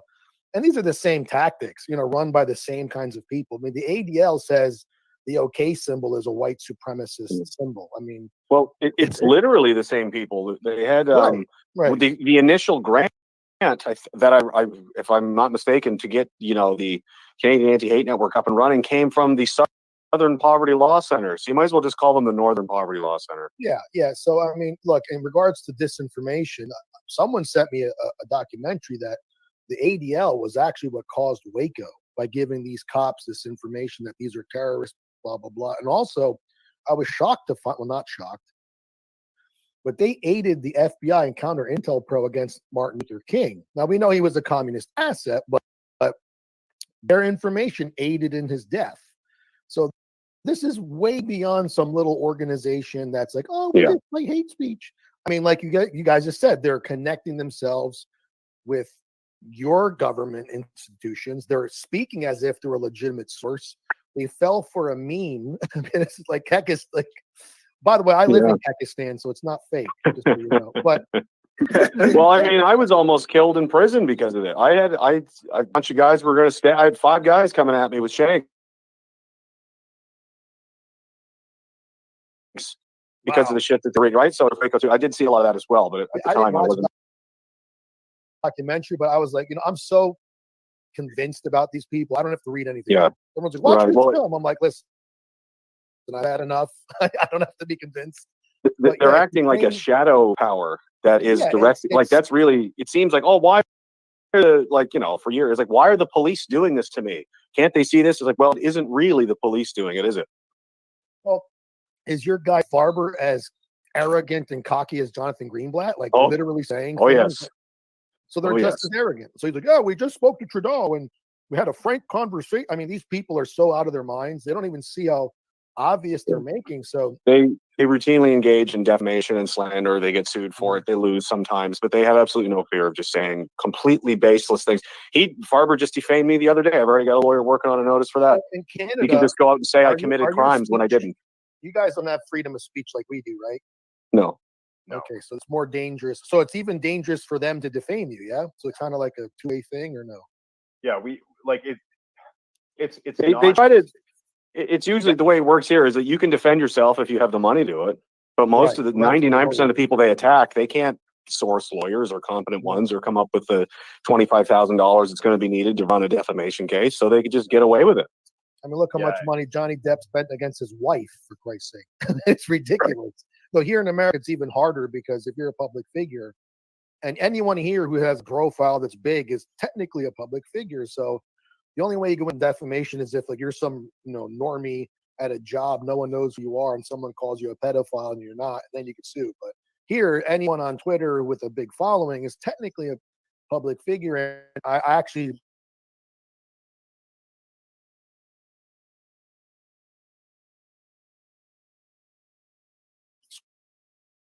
other people were attacking me years ago.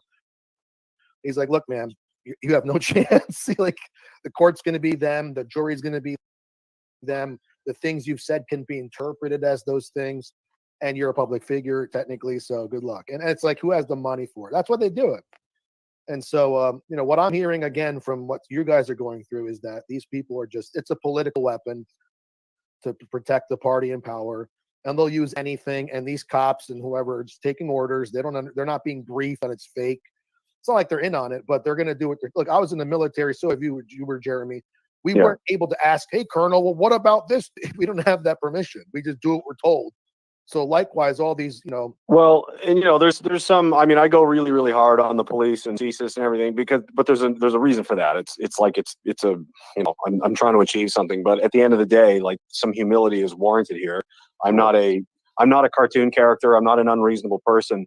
And, for the police to say, well, geez, we got tricked. Well, what can I say? I get it, man. But you know what? Count yourself lucky. At least you didn't fucking kill anybody over it. Right. And we did. People Because it happened to me. We're running around some shithole on the other side of the world, wasting people and putting our friends in boxes and sending them home in garbage bags because we got tricked. So it could have been worse, guys. Yeah. And that's the thing. Like, shame is a very good, if people can be shamed, that's what has to be used. But the people at the top who are psychopaths, they don't give a damn about shame. Like, how dare you, Jonathan Green? He knows exactly what he's doing. It's the people that work under them, the cops and other normal people, that are like, oh man, I didn't know. That's why that's what we need to reach. Right. That's why, like, this, HateGate and ban the con is going to have to be pushed just as hard as ban the ADL. And I'll do what I can to help from my end, even though I'm an American and Canada's my mortal enemy. I'm just kidding. But I'm trans, actually. I my first YouTube video came out years ago is trans because I'm an American, a Canadian body. They won't accept me, but I mean, that's how I identify. But it's okay. We'll get along. Yeah. So I mean, this is and I think most of you agree, this is a global mafia with different names. ADL, CAN, and then friends of this, that. It's all the same people pushing the same supremacist agenda while calling everyone else supremacists and all this other crap that they're not. And so basically, these people were able to shut down the convoy with bullshit accusations of the convoy itself being Nazism. I mean, how are normal people Nazis, right? And it's incredible how they pulled that off.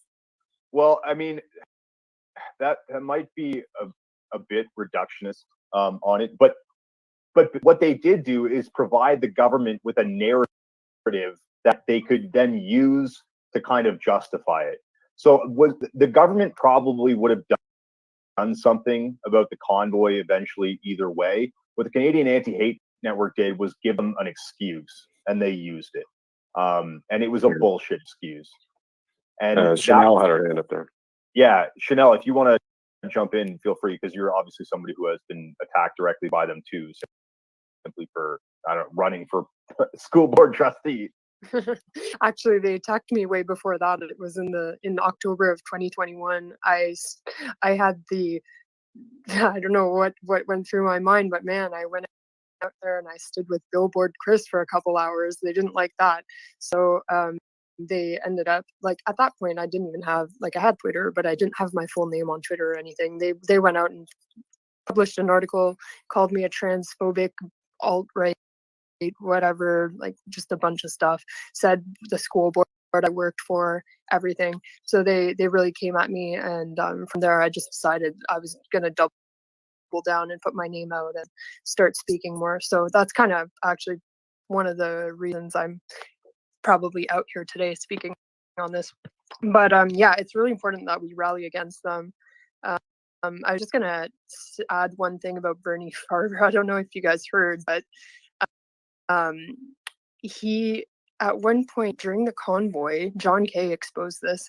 He posted a picture of some anti-Semitic poster that was actually not even related. Like, I think it came from somewhere in Miami or something. It's from Florida. Yeah, it's in Karima cartoon in there on the bottom left. You can see it. She drew it in there.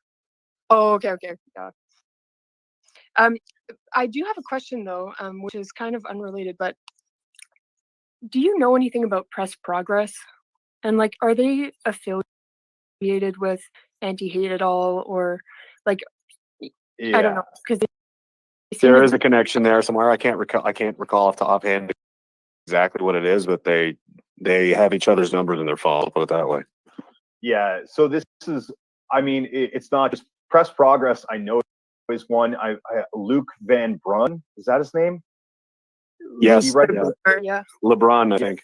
Luke LeBrun, that's his name. Yeah. Yep. He definitely communicates with these anti-hate personalities as well. Look, it's not just him. It's also, what was his name? What's the one from Vice, Jeremy? I forget his name now off the top of my Mac head. Lamoureux. Mac Lamoureux is another one. Bruce Arthur from the Toronto Star, Saba Etiez, Erica Ifill from the Hill Times. What was the guy? Stephen Marr from iPolitics. Who this? Get a load of this guy. This guy, Stephen Marr, whoever he is. So the government put out a national warrant for me for a common assault charge, which is insane, which was eventually stayed and let go for no reason. But before that happened, he somehow already knew and approached me for comment about this warrant that no one else knows about in the entire country, including me or my lawyer. Yeah. So they tried to blame everything on a flyer from Florida, and then. Well, yeah, I can, maybe I'll just summarize that topic because it is worth investigating as well. Because, you know, the founder and the head of the Canadian Anti-Hate Network has been caught, as Chanel said, in a hate hoax. Basically, what this was is a photo of a flyer that the GDL posted. I'm not going to get into the GDL, but you know, if you're familiar with them, you'll know what the content was. I believe it was about 9/11. I can't recall, but you know, it was you know, a quote unquote anti-Semitic flyer. Now, the photo was taken in Miami. It was posted on Twitter 2 weeks before Bernie Farber posted it on his Twitter and claimed that that flyer was circulating at the convoy. There was no proof of this. There was no evidence of this. When he was caught by Jonathan Kay from, is it Quillette, something like that. Also, he does work with the Post Millennial. But Jonathan Kay caught him, brought this to people's attention, and then Bernie Farber's story changed into, well, no, I wasn't saying that that photo was taken at the convoy. I was just saying that, you know, that similar things were being passed around at the convoy. And this is my friend's son. He saw it and he was very distressed and he sent it to me, you know, that kind of bullshit, right? So he lied, he got caught lying, and then he made up a bullshit excuse. And for doing that, he was rewarded shortly after that with a position on the, like I said, the online advisor or online safety advisory board or panel for the Canadian government.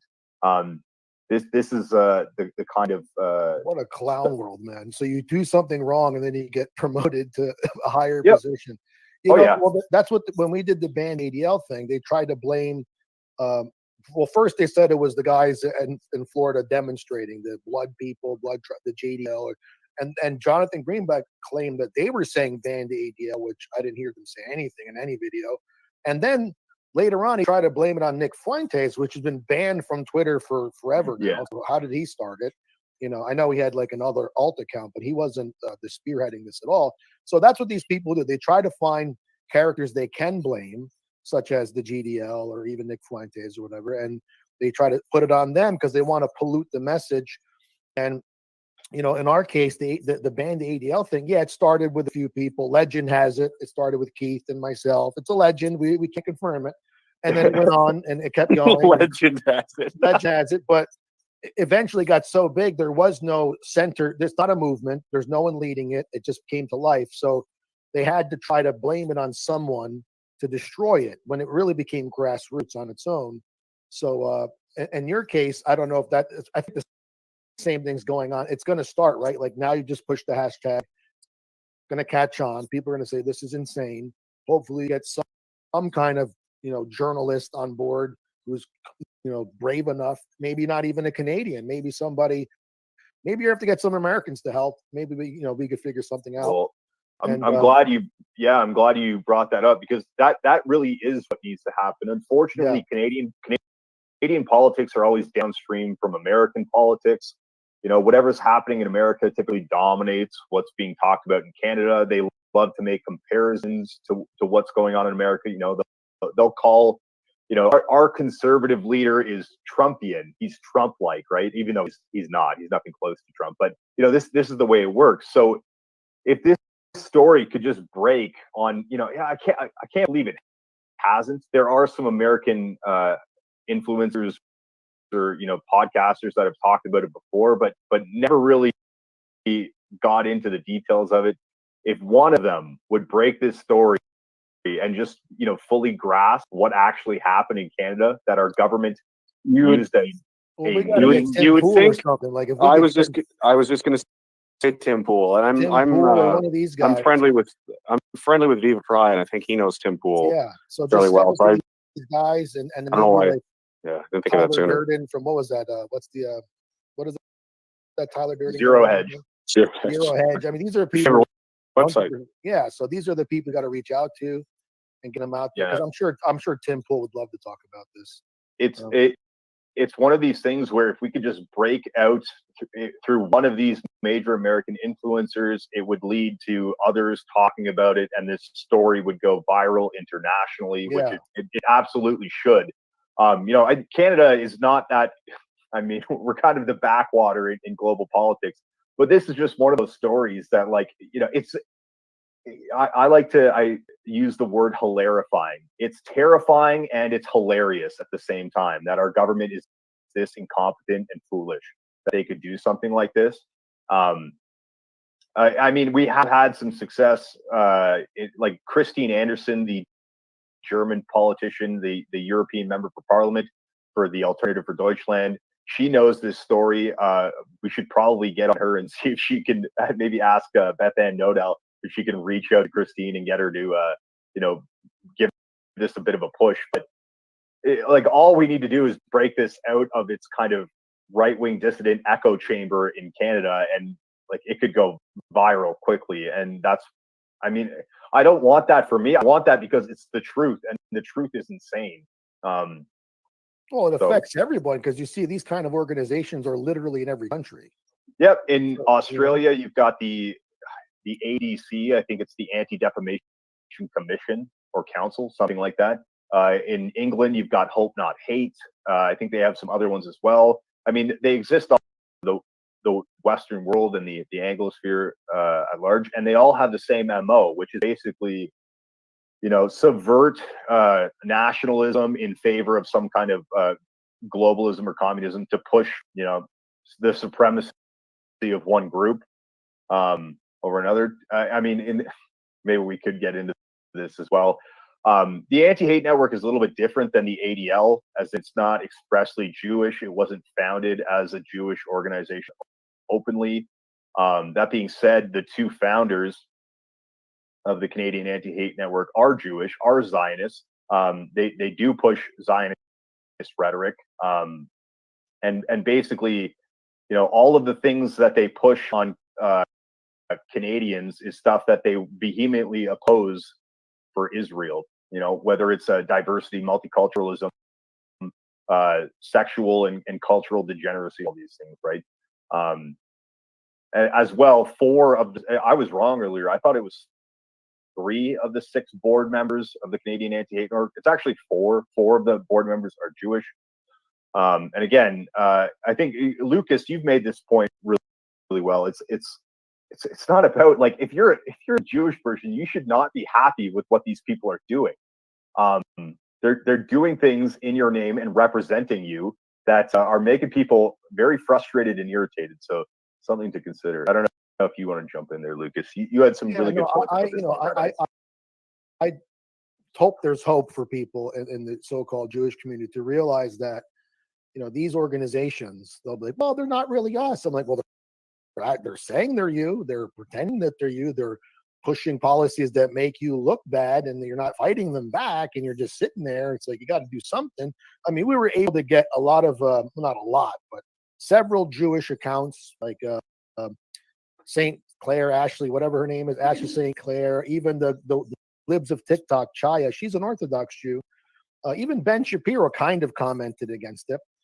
But it's funny because this organization has been Jewish for a century and nobody cared, and suddenly now it's just a left-wing progressive thing. So, but at least we're getting some Jewish people to turn against the ADL, which is important. I don't care who attacks it. If George Soros says ban the ADL, I'm like, thanks, George, because I'm all about the mission, winning this war against the ADL, helping Elon Musk. And Elon Musk made this. He's 100%. He's spoken to Keith, not in private, but like openly.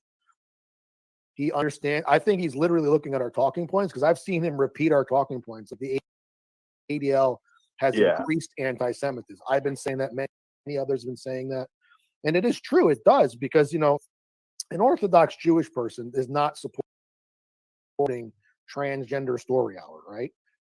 And by the way, in America, 80% of Jewry are liberals. They're liberals. So there's a small percent of Jews who are conservative and they're not interested in this stuff. But what's the incentive to go against them? They'll be called self-hating Jews, blah, blah, blah. The point is, it doesn't cost me anything to say, hey, Jews, help us out. It costs me nothing. And it costs them everything if they don't. They look like they don't care or they're not interested. But I'm saying to them, I reach it, look, it's hurting you too. And now they're saying, you're right, it is hurting us. And again, my goal is to destroy the ADL, so I don't care who helps. I don't care if aliens fucking fly here from whatever that Mexico. Yeah, whatever. Yeah, the paper mache aliens.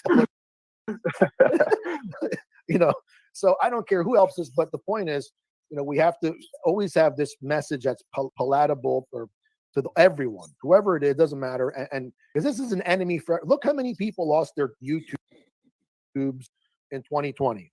And everyone has their Stripe accounts, PayPal. This is all the ADL. The ADL got President Trump off the freaking internet. I mean, there was them and other people. And the ADL also went against Mark Zuckerberg, a fellow Jew. Like, Zuckerberg was like, Holocaust denial is disgusting, but hey, if people want to spread their opinion, that's wrong. That's fine. ADL's like, no, it's not fine. They boycotted him, 230 companies in a week. He lost 8% of his value of the company, and he's all right. I'll do what you say. So, and this is where the free speech thing comes in. You're either for it or you're not, and that means like you can say whatever, man. But like, no, you can't say anything. Well, no, you can't say I'm going to kill you because that's a crime. And then we have mechanisms in place to deal with those things.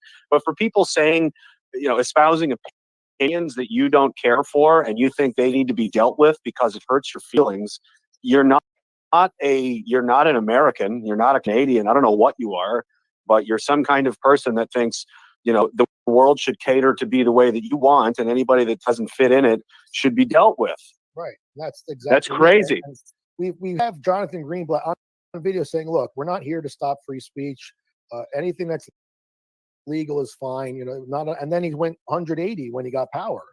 Now it's like anything that offends certain people, you got to go. And so, he's a hypocrite. He's a liar. He knows exactly what he's doing. He is bullying people. He is talking to people behind the scene. I don't care what we're not trying to ban we're not talking to any advertisers.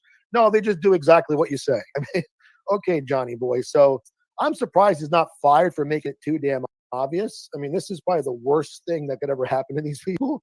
But, whatever. Hey, it makes it easier for us. He's the emperor hero of the ADL. Yeah, he's I mean, Abe Foxman was like so slick, he didn't even know the ADL existed. But this guy is just like a moron and so arrogant. The spun this guy is incredible. Which is fine. Hey, Johnny, keep saying what you're saying. It's all good. But we have to certainly team up here. And this is basically an alliance between America and Canada against this supremacist ideology, which again is in different forms. But look, as you mentioned, the same exact MO. It's like they're on the phone with each other. Like, what do we do about this convoy? Just call them Nazis. Okay. And then, lie about them, use fake flyer information. They'll do all that crap. So we have to expose it. And I'm all on board to help you guys however I can. And I'm on board too. This is Sam Parker. I just wanted to jump in and reiterate what Lucas is saying. Can you guys hear me, by the way? Yes, we can. Welcome, sir. Thank you. Yeah. Thanks for bringing this to my attention. Yesterday, when you guys started trickling this on the timeline, I was like, wait, what is this? And I had to go look it up, and I'm like, wait, what? Just images of needing a northern wall immediately flashed through your mind, didn't it? Yeah. I mean, we invaded Canada a couple times. Didn't amount to anything. But anyway. Never give up, Sam. Right. Maybe we will annex, but then that'll get us labeled Nazis and terrorists, and that'll. But listen, I wanted to reiterate what Lucas said. This is an important fight. We have to be partners. We can be partners in this. And one thing I want to tell everybody on here, and I'm guessing most of the people listening in, this won't apply to, but maybe it will, and if it doesn't, certainly it'll apply to people that you can share it with. And that is, you can't be worried about being called names, right? These people they just like to throw out bombs and accusations to smear you and shut you down. Anti-Semite, Nazi, white supremacist, right? And listen, I'm white. I get smeared all the time, right? I don't care. I'm a male. Men and males get smeared all the time. Whatever. Water off a duck's back. I'm a member of the Church of Jesus Christ of Latter-day Saints, or the Mormon Church, as many of you would know it as. And we get smeared all the time by all kinds of people. Whatever. I don't care. I don't call for any of these people to be banned or to be shut down, and I ignore them. And so what I'm saying is we have to be the same when they accuse us of being anti-Semites or Nazis or white supremacists. Just whatever, don't let that derail you from your mission. Don't be afraid of being called a name, and don't let the name calling derail you from your mission.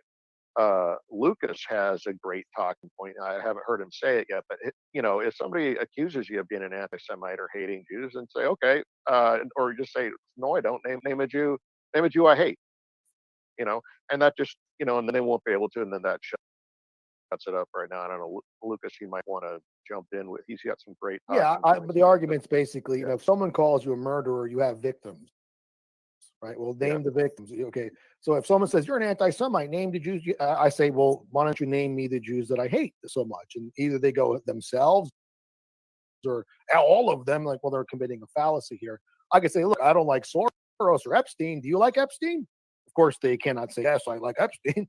I hate Epstein. So I guess I'm a Jew hater in that regard. I don't hate all Jewish people. In our case, or mine specifically, personally, anyway, one of the, I've been very, blessed to have so much help and assistance and support from so many people across the country, and, my community and supporters and so on. But one of the more, prominent figures to go out of his way to support me and start a fundraiser, and committed a significant amount of his own money to it, was Viva Fry, who is now in Florida, and he's originally from Canada, and he's a Jew. Yeah, no, there are people out there who, again, so Jewish people that are good. If these accusations are at any all accurate, like, why would I have anything to do with someone like him? Right. Exactly. It's nonsense. We got to form alliances, and right now we got to take down these networks. We got to take down the ADL. We got to take down, the anti-hate network, and whoever will join us in this fight, they're my friend. They're my ally, and let's go arm in arm, and let's take these organizations down. This is one of the things, obviously, that was so great to see, the like a real white pill about the ban the ADL movement. Everybody could get on board with it. Like I said, from the hardest core of ultra nationalists to Christian nationalists to whatever, conservatives, social conservative, all shades of the right wing sphere could get behind, like, yeah, these people need to go, or at least they need to be put in their place. So it's really good to see nobody like, I didn't see anybody counter signaling the ban the ADL movement for the most part, which is so rare now from the right wing sphere in all countries. You know why? Because we didn't exclude Jewish people or any other race, and that's the thing about Spurs. Oh, it's only anti-white. It is anti-white, no question. White people and white Christians are the number one target of the ADL, but even other people were saying that for us. Like, black guys, like, yeah, absolutely, it's anti. But if we were like, no, it's just anti-white and everyone else doesn't matter, and Jews can't help it, that's when it gets, like I said earlier, we had Jewish accounts, very big names, saying the same thing, because it's an open door for everyone on the right wing, if you want to call it that. And these people also have to step in line. Like I said, Mark Zuckerberg, a fellow Jew, he had to step in line with the ADL. And he's not even conservative. He's liberal. So it's anyone who goes against their supremacist ideology. And by the way, the ADL, a lot of their hate things are all anti-Zionism. Most of it's anti. So even when there are Jewish people like Roger Walters, I don't know if he's Jewish or not, but that's anti-Semitism for going against Zionism.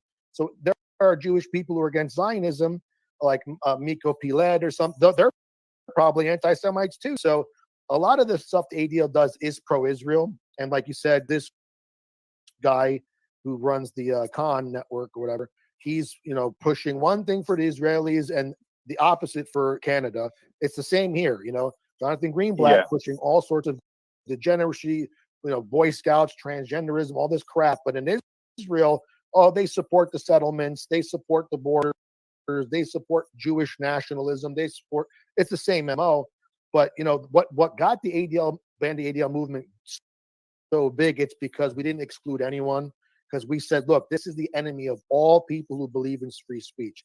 And I don't care if you're born Jewish, black, green, orange, if you want true free speech, even if you find it offensive, you're good to go in this mission. And that's fine. Like I said, if Jacob Rothschild wants to do it, hey, Jacob, thanks. Your dynasty sucks. You destroyed Europe, but thanks for hosting Band ADL. Thanks, George Soros. But they're not going to do it, obviously. But I'm just making a joke there that any person who's saying Band ADL or any person in your end, even Viva La Fry, whoever they are, their birth does not matter. It's their principles. And if they're helping us and helping you, they should be on board. The second you exclude people, that's where it all fails. So that's why Band ADL was 100% successful. And, then the people who resisted were the people against free speech. All of them. There are plenty of them from the left who were like, oh, this is anti-Semitism. Oh, Jonathan Greenblatt said he's attacking the Jews. Really? Are you saying that you represent all Jews in the world? Because these other Jews, Laura Loomer was attacking it.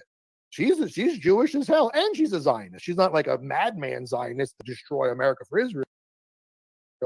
She's Zionist enough, but she's not actually Zionist enough for AIPAC to support her, because she believes in free speech. She doesn't want dual Israeli citizens or any dual citizens. She puts America first. So she's not Zionist enough. So even she gets crap from them, because you have to be a freak hardcore Zionist to be getting funding and all that. So Laura Loomer is a white supremacist, according to ADL. Dinesh D'Souza, who was born in India, he's a white supremacist. All the black people who helped, all the Jews, they're all white supremacists. This is how stupid it's getting.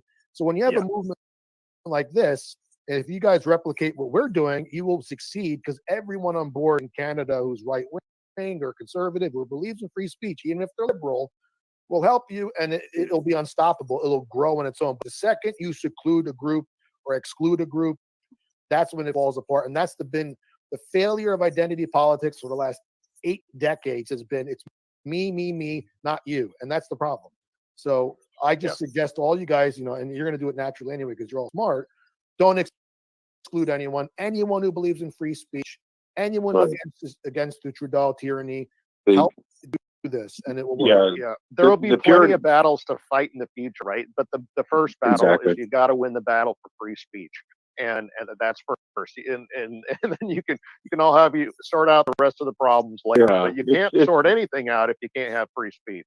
Yeah, exactly. Like in what Alex was saying earlier, like with the conservative, like we have a lot of problems with the Conservative Party, but at the end of the day, if we don't help each other with this, neither of us are going to make it. Well, the conservatives have to understand they're going to be called bigots already. If they believe in two genders, they're bigots. If they believe in transgender story is bad, they're bigots. If they don't support, right? So I'm laughing, Lucas, because the problems that we have with our Conservative Party are that they don't believe those things. They're pretty much liberals. That's why we're. But it doesn't matter. Even despite that, even despite the fact that they're cucked beyond all belief, they are still attacked as being, fascist or racist or all of these, buzzwords. So yeah. Yeah, I mean, the conservative, like, look at the conservatives here. What are they conserving? They have Bruce Gender on Fox. That's what I call him, Bruce Gender. They have Lady MAGA. It's like, come on, guys. What's next? Charlie Kirk is going to do a drag queen story hour himself. I mean, that's the thing about they only conserve the victories of the left, because the left pushes hardcore Saul Alinsky tactics. They don't care they don't have any morality. They just push. And the conservatives, okay, hold on right there. We'll hold it right there. I mean, the gay marriage, for example, Obama was against it. George Bush, now it's like you have to be gay. You must be gay now. Otherwise, you're not an American. So it's like things have changed. And now we have to push it back. And that's right there. That's the crux of the whole issue for me, is because politicians will just go with whichever way the wind's blowing. They don't care. If it became, for whatever reason, culturally popular, 75% of people tomorrow were like, we think the age of consent should be 5 years old. You'd be having politicians everywhere, echoing and doing that because they're just chasing power. Now the problem is things like the ADL and Con and all this, they're the ones directing which way the wind blows. They can just try to manipulate and create these narratives to have the wind artificially look as though it's blowing a certain way, and they just go with it. That's got to stop.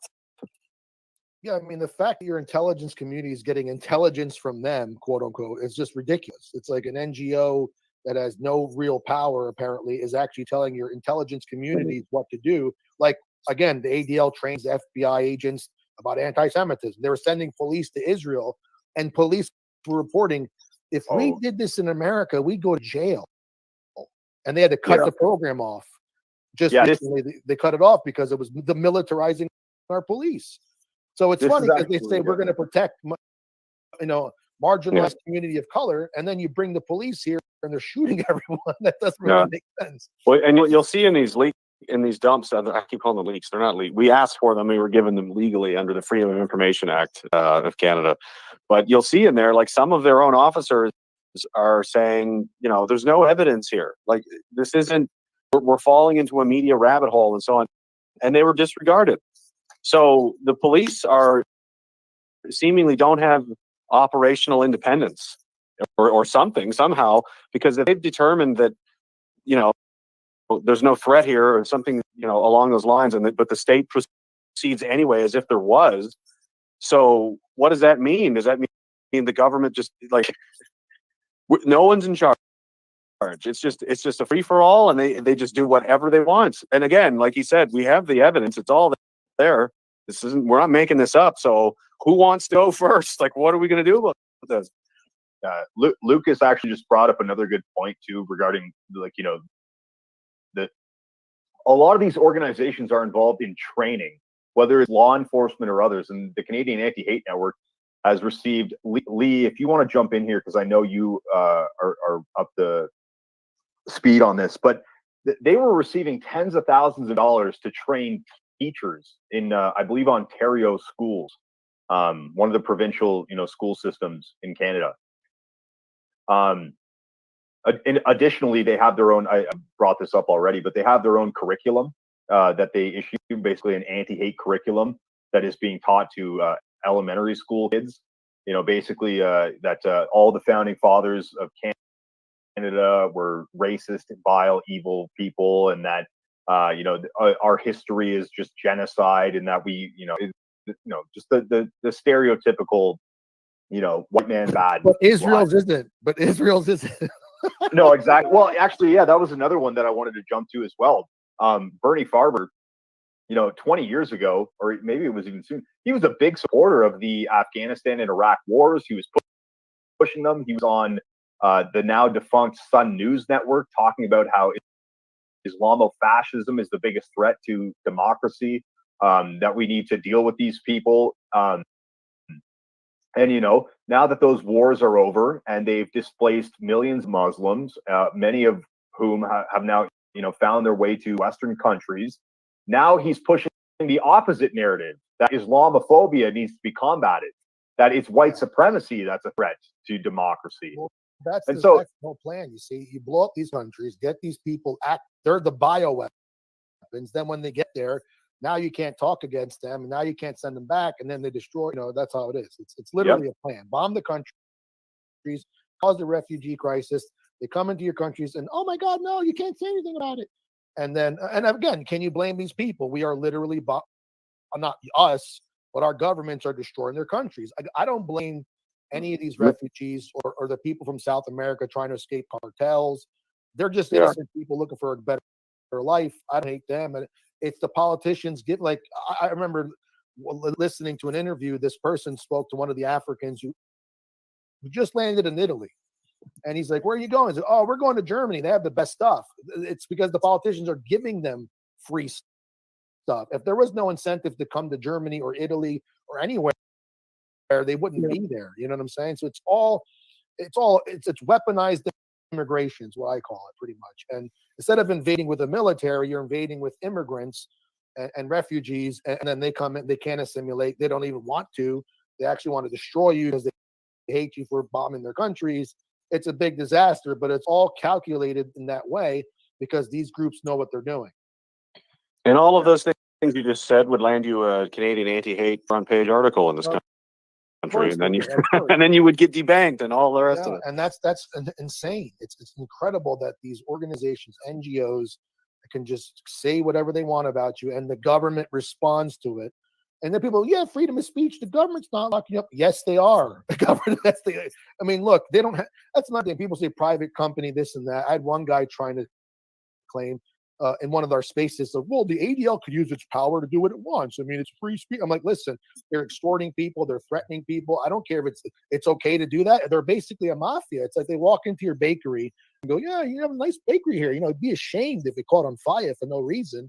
We better pay up, for protection. That's what they're doing. I don't care if it's legal under, you know what else was legal? Discrimination, genocide all over the world in different countries. That was legal too. So it's like these people are just hypocrites, and that's why I don't argue with them. You got to argue with the people on the fence. Like, well, what's going on? Like, I didn't hear about this until I saw this post. Literally, I was like, what the hell is con? So I was like, all right. So a lot of people don't even know this is going on, but this is perfect timing because the band, the ADL, just fizzled out. And by the way, purposely, because they shut it down day 3. I mean, we were trending and all of a sudden vanished. So now if we help you guys out, it'll spark another. But look, there's even one in Canada. And if Elon Musk says something, even better, I mean.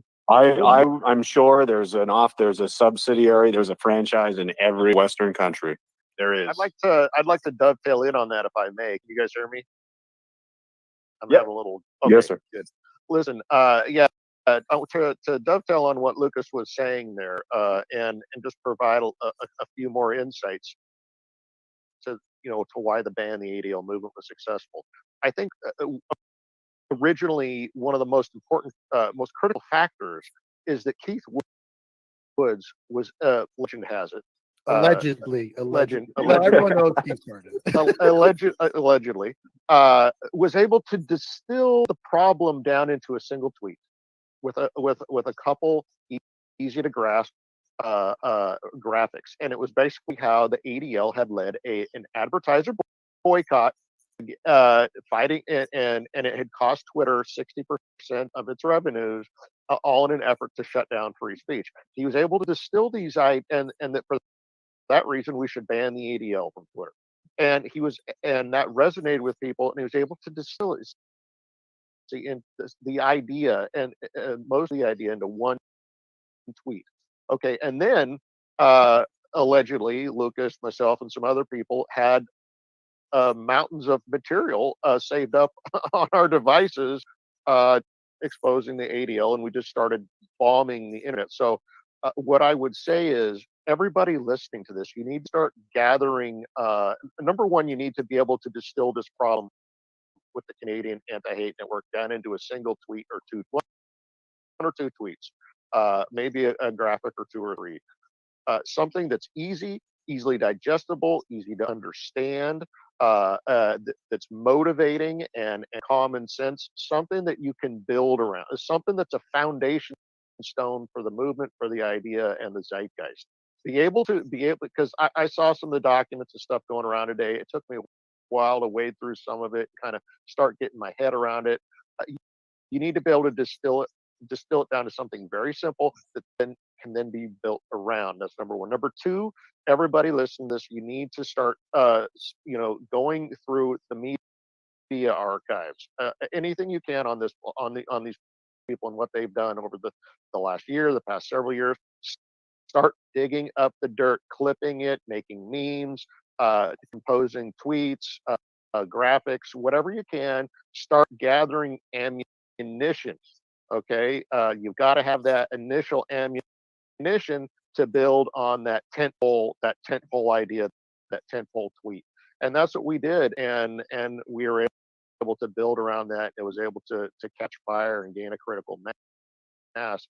So when you do this campaign, when you really to launch this campaign, this is what you need to do. I think you need to be able to distill it down into a basic set of ideas and have a lot of material ready to go that's also easily digestible, that can just create dominoes like a snowball effect.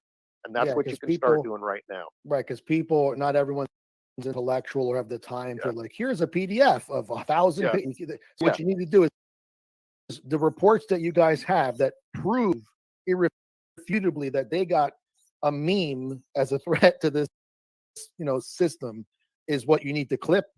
And then if anyone wants to source, because here's the thing, if you here's what I noticed about Twitter or X, which sucks. If you use a link to anything, YouTube, this thing, it punishes the post. So, you post a clipping of something, like this is from this article. Underneath that, you can put another tweet. Here's the full document if you want, or if some, because most people might not ask, but some do, like, well, where's the original source? Don't put it in the same tweet, because then you won't get traction. That's why I literally upload videos in full. Like I'll get a video from YouTube, the JFK thing, I'll download it, I'll put the whole video in my thing, because if I go to YouTube, it'll never catch. So that's the one thing I want you guys to know. So what I would do is get all the irrefutable, clips and highlight them. Like, here's exactly when the government said Diagolon was a threat to society. By the way, this is a meme, LOL, holy crap. And then put that up as a tweet, and then we could reblast it and retweet it. As Sam said, it's got to be simple, because most people, unfortunately, are lazy or don't want to read. And again, they're not going to do it. So quick retweets is what or reposts, whatever they're called now, is crucial. Just keep it simple and keep it stupid, because most people are unfortunately simple and stupid. But it's actually what the enemy is doing as well. I think Ferry brought up earlier that they were bringing it into the school curriculum, and if you look up hatepedia.ca, you can see what they've been planning on teaching the kids, and using our symbol as a hate reference or a hate symbol alongside the old Ontario flag, Kekistan, and everything else. It's funny to us, like, we've had barrels of laughing about this, but when you get down to it, that's a pretty serious mistake they've made. Well, it's going to destroy their credibility. And so what you do is their credibility, and then you go and like when ADL was trending, I was sitting here Googling ADL against Christians, ADL Boy Scout, ADL, and I found out the ADL pushes transgenderism in the Boy Scouts. The ADL doesn't like Christian nationalism. So anything you could put up on this group that said something bad, that said anything, and say, look, these people are behind the Drag Queen Story Hour. These people, every possible moral thing that would disgust a conservative, you need to pull up, screenshot it, highlight it, and make it a meme, and then post it. Like you just said, you said there's a curriculum. Here's what Khan wants your kids to learn. Here's the curriculum. Highlight it. Boom. There's an interesting recent one from August 30th of this year, actually. It's up in the Nest, a screenshot of the article. I'll just read the headline. And quote, parental rights, end quote, policies emerging across Canada that critics warn could impact at-risk trans youth. More provinces are instituting school policies that could potentially lead to outing transgender students to their parents, but may also violate children's rights. So basically, this is something that's relevant in Canada. I don't know if you guys have this, but everything is watered down and the light kind of diet version of what you guys in the States. So while the some of the conservative American states are outright banning conversion for children, Canada is trying to force teachers and school administrators to tell the parents whenever their child is transitioning. That's where we're at. Like that's how bad it is here. And I don't know if people remember this or not, but the person that started this off in the schools, this also brings it back to the provincial government as well. Doug Ford promised he was going to get this terrible school curriculum out, and he never did. So just because the federal conservatives are going to promise you something doesn't mean they're going to follow through. And that was done by Benjamin Levin, Uncle Benji, who was of a certain faith, was writing in this trans ideology and gender unicorn and all of that stuff. I mean, it all He was a plays convicted back. pedophile, wasn't he? Wasn't he already convicted That's of right. child sex crimes when he did this? The Yeah, government paid it. The government of Ontario, literally, no exaggeration, paid a convicted child molester to write the school sex ed curriculum, which they used. Flip that shit, man. Make it a meme. Yeah. Well, this was actually Faith Goldie's find back in the day, and that she's another victim of anti-hate because they went after her. Evan Balgord was John Tory's personal assistant, and that's who Faith Goldie was running against during the Toronto mayoral campaign. And Bernie Farber was the one that I believe started the government's audit of her campaign. They didn't even let her speak, right? It was Evan Balgord, and as soon as they won their audit, Evan Balgord got a hold of all of her donors and ended up publishing them. And I put out the tweet also about Faith Goldie when she was running for mayor. They were crowdfunding money to specifically target her. And they've done this in the past as well. They'll literally target people for their political beliefs and destroy you. They did this with the Nationalist Party, with Travis Patrone as the leader. They got a hold of all of their supporters and threatened to dox every single one of them if they didn't call into Elections Canada to renege their support. They're disgusting. And they literally ran Faith out of town. Yeah, I haven't seen her at all. Is she still on here or is she gone? She's got her platform still, but she's being a mom right now. Yeah, good for her. Get her out. I mean, look, she's done what she can do. Not everyone can do everything, and there's times where you have to just let go. But yeah, I remember her campaign. She couldn't even speak on stage against whatever that was, and that's what these people do. Yeah, they just that's what they do. So, this is a threat to everyone. Everywhere in the world, because as I would assume, and I'm sure you all agree, that they have these things all over the world. They don't have them in Africa or China, probably. In the West, that's true. Like I see the similarities between the States and us, but I imagine. Oh no, wait. The UK has hope, not hate, or something, isn't it? Yeah. You can't even tweet something or post something that's offensive. You can go to jail or get fined for your social media posts. They're really bad over there. Yeah. So this is a threat to all the West, and we cannot lose this battle. And, whether Elon Musk sues or not, it doesn't matter. It's this light that's been shown on these people and people like them. And if we could show there's another one like them, which is in your case, Khan, there you go. We got another country under siege by these people, with the same ideology, the same rhetoric and MO. And we just got to get it out more. So what I take what Sam says, break it down, make these memes. I'll repost as many as I can. I'll help as long as I can. I'm sure Sam I'll try to get Keith on board. We'll talk to people behind the scenes, see if you guys can get some journalists, Oh, that would be great. I could send Cassandra a message like, hey, check this out, Cassandra. Maybe Tim will see it. I don't know.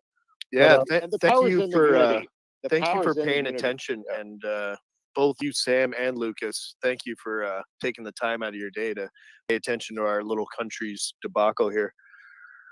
Well, yeah. We're all Westerners here, and this is an attack on all of us. So even though you guys are just Leafs and you should be raked away, hey, pretty soon you'll be calling us Frostback when we're trying to jump the wall to get in there. Once you serve your purpose, we're invading. Snow Mexicans. Okay. I'm here for it, man. I already told you I'm trans-American. I can start talking like this, man. You roll up in here anytime you want, brother. I'll fucking open the doors for you. I got family in Canada, so a lot of my mother's side and my father's side. I remember in Ontario, I went to Montreal. It was the first time I heard French rap. It was like, what the hell is that? Some car drove by. But no, again, it's we're all Westerners here. Well, half of my family's been in Canada since the 1700s, but half of them are living in the States. I mean, there's lots of, we used to not, the United States and Canada used to have a border. You could just drive across. You didn't even need a passport. If you were coming from one or the other, we just waved you across because it was like, it's all good, man. Like now it's turned into this. So I made it all the way to Mexico without a passport. This was the 90s. So yeah, things have changed, and they're only going to get worse. There's going to be more police state-like, what do you call surveillance and this, and they want to chip us and all this crap. I mean, that's where we're going at, cashless society, so we got to fight back for free speech, because once they take that, and they've taken it in your country in a way, and certainly England, see, this is what happened. Look at Australia during COVID. Holy God. And the cop was like, "Yeah, I know I'm doing wrong, but I got to get my," even he knew it was wrong, and he was like, "I got what to do." That was great seeing Sean Strickland use his platform to call out Australia for arresting pregnant women.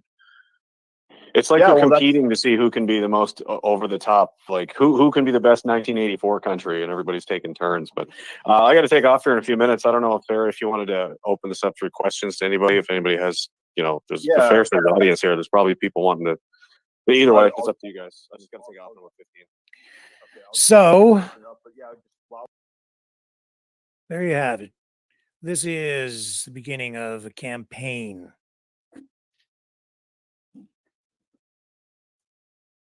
And we have the 1,000 pages. I'll be going through them myself. An interesting conversation, to say the least. That's a story that we've shared with you on this program before. And now these new documents, giving it new support, new legs, being distributed. We'll see how far this story goes across social media, and we'll see if it gets any additional mainstream media attention. As I say, it was picked up by Yahoo Finance. Don't know why that particular arm of Yahoo News picked it up, but they did. I found it there. And they basically just reprinted that media release that I put out there. And again, I just would say keep in mind that this is a political campaign, not so much a journalistic exercise. You can assess the information for yourselves. And I would also encourage you to double check information always. If you're not familiar with some of the names they were mentioning, you can always just Google the names, find out what the people there they were referring to are all about, and draw your own conclusions. One of the people that did get mentioned during today's Twitter space was Rachel Gilmore, formerly of Global News, currently, I think, an independent journalist. She posted this on Twitter today. She was in Ottawa, walking down the street. Apparently, she doesn't like her picture taken. This from someone who spends a lot of time in front of the camera, producing tweets or X's. I don't know what you call them these days. But she didn't like her picture taken. I guess it was today that she's making reference to. Not just once, but twice. Let me get. So at first she didn't mind, but then it turned into something else. So I'll let Rachel Gilmore explain by running this. In case anyone was wondering, it's like being a journalist covering far-right extremism these days. I was just walking home on my day off after getting a tattoo, and a man stopped me and said, "Hey, are you Rachel Gilmore?" And I was like, "Yeah, I am." And he was like, "I know you from TikTok," which was so nice because literally no one knows who I am. So I was like, "Oh, great. Do you like my work?" And he said, "Yes." As I'm walking away, minutes later, I get a message from an anti-racist researcher I know, and he tells me a picture of me walking was posted to a far-right extremist messaging board. They shared it pretty much right after I walked away. I don't think it was the guy who spoke with me, but it was one of his coworkers, and they also shared my exact location. Before I had seen this message, I was already planning on stopping at the mall on my way home, and that takes me right by the courthouse, the one where the trial for the Freedom Convoy organizers was going on, which in retrospect was probably not the best place to swing by. But I hadn't seen this message yet, and I had walked by that courthouse so many times, including during this trial, without issues. As I'm walking by, one of the freedom protesters turns his camera slowly, clearly filming me, and I'm pretty sure he knew who I was. So at this point, I open Twitter because this dude clearly just filmed me, and I want to see if he's posted it online. And that's when I see the warning from my researcher friend. So now I have my location being shared here and some random dude filming me. These are two separate interactions and two separate people filming me. I ended up calling a security contact of mine, and I had to go into the mall, hide there for a while, talk to security, and buy shit so that I could hide who I was and actually go home. Really nice to know that I always have to watch my back in this city, even when I think someone's being nice.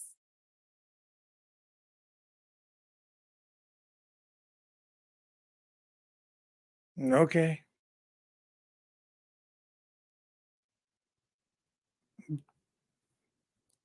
Whatever, man. What do you, I don't understand. She's kind of a public figure. I don't understand why she's all hung up on people taking her picture anyway. If I'm walking if I'm walking down the street, I'm not as famous as Rachel Gilmore. But if you want to take my picture while I'm walking down the street, go ahead. Don't care. In fact, the law says that if you are in a public place, out in public, you can have your picture taken. If you want to take people's pictures out in public, you can actually do that. There's no law against it. It's because it's a public space. So yeah, have at it. Take all the pictures of me you want. Not that, I can't guarantee I won't break your camera. This one here is military grade that I use so that the lens doesn't crack when shooting video of my wrinkly old broken face. But yeah, you want to try and take my picture? You go ahead. I don't care. It used to be a free country, and I'm happy to. I'll pose for you. All you have to say is, hey, Rick, give me a supermodel pose, dude. And I will strike one up on the spot. Happy to do that. Here's, I don't know, maybe it's because she's a woman, and or maybe it's because she's afraid of, I don't know, man. Whatever. Elon Musk. This is a post from, I guess, this is a story that is out there claiming that Elon Musk in this tweet says the Ukrainian government called him directly and asked him to turn on the Starlink internet system in Crimea. They called, I guess, in the middle of the night, and I guess, well, Elon had to find a courteous way to respond. Of course, saying, he doesn't really take orders from the Zelensky regime. Interesting tweet. Let's hear what he has to say. But at the time this happened, the region around Crimea Hard to hear. was actually turned off. Now, the reason it was turned off was actually originally was because the United States had sanctions against Russia, and we were not allowed to actually, and that includes Crimea in the sanctions, and we're not allowed to actually turn on connectivity to a sanctioned country without explicit government approval. We did not have from the U.S. government. So, so basically, Ukraine didn't give us any advance warning or heads up or anything. We just got the sort of urgent calls from the Ukrainian government saying that we needed to turn on Crimea. It's like in the middle of the night, basically. And we're like, "What are you talking about? You up? What's it for?" And then, we basically figured out that this was kind of like a Pearl Harbor type attack on Sebastopol, on the Russian fleet in Sebastopol. So they're really asking us to really proactively take part in a major act of war. While we certainly have huge support for the Ukrainian government, the Ukrainian government is not in charge of U.S. People or companies. That's not how it works. And Elon, if I could just, but I should say that, although I'm not President Biden's biggest fan, if I had received a presidential directive to turn it on, I would have done so, because I do regard the president as the chief executive officer of the country. Whether I want that person to be the president or not, I still respect the office. And so if I gotten a request from the president type of thing, but he's an American president, to be clear, then I would have turned it on. So no such request came through. That's a really interesting point. And what Jamal's referring to is you're now being attacked. I saw there was Jake Tapper the other day on CNN interviewing our Secretary of State. He was all lathered up, basically attacking you for this. David. To his credit, Secretary Blinken was actually quite supportive, despite the absurd, accusations and leading questions of Jake Tapper on CNN. Yeah, he didn't take the bait, to his credit. Secretary Blinken in this regard for not, taking the bait at all. Yeah. Well, to me, this is an example of no good deed goes unpunished. Because if you had never given, I hope some good deeds that go unpunished. What power to possess the ability to turn on or turn off internet connectivity in an entire country, or even globally. Turn it on in that country, turn it off, turn it on. That's amazing. So much power in the hands of one person. And he said no. Didn't want to participate in an act of war. Wise in that case. What power? Scary. Stay with me. The New World Order. Government overreach. The Great Reset. Mainstream media lies. Now more than ever, independent voices are needed. Donate now at freedomreporters.com. That's freedomreporters.com. Maverick News. The antivirus program for your mind.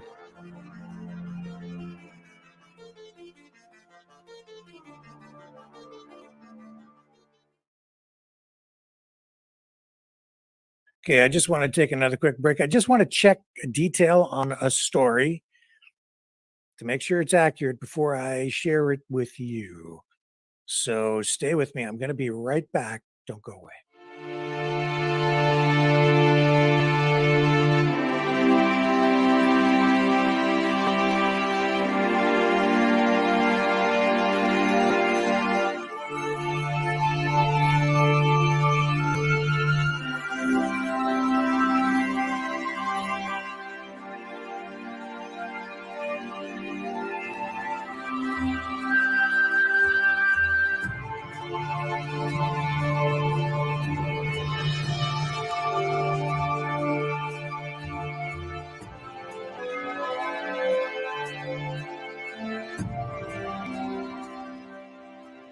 Maverick News.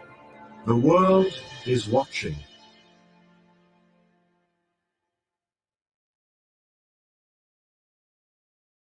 So,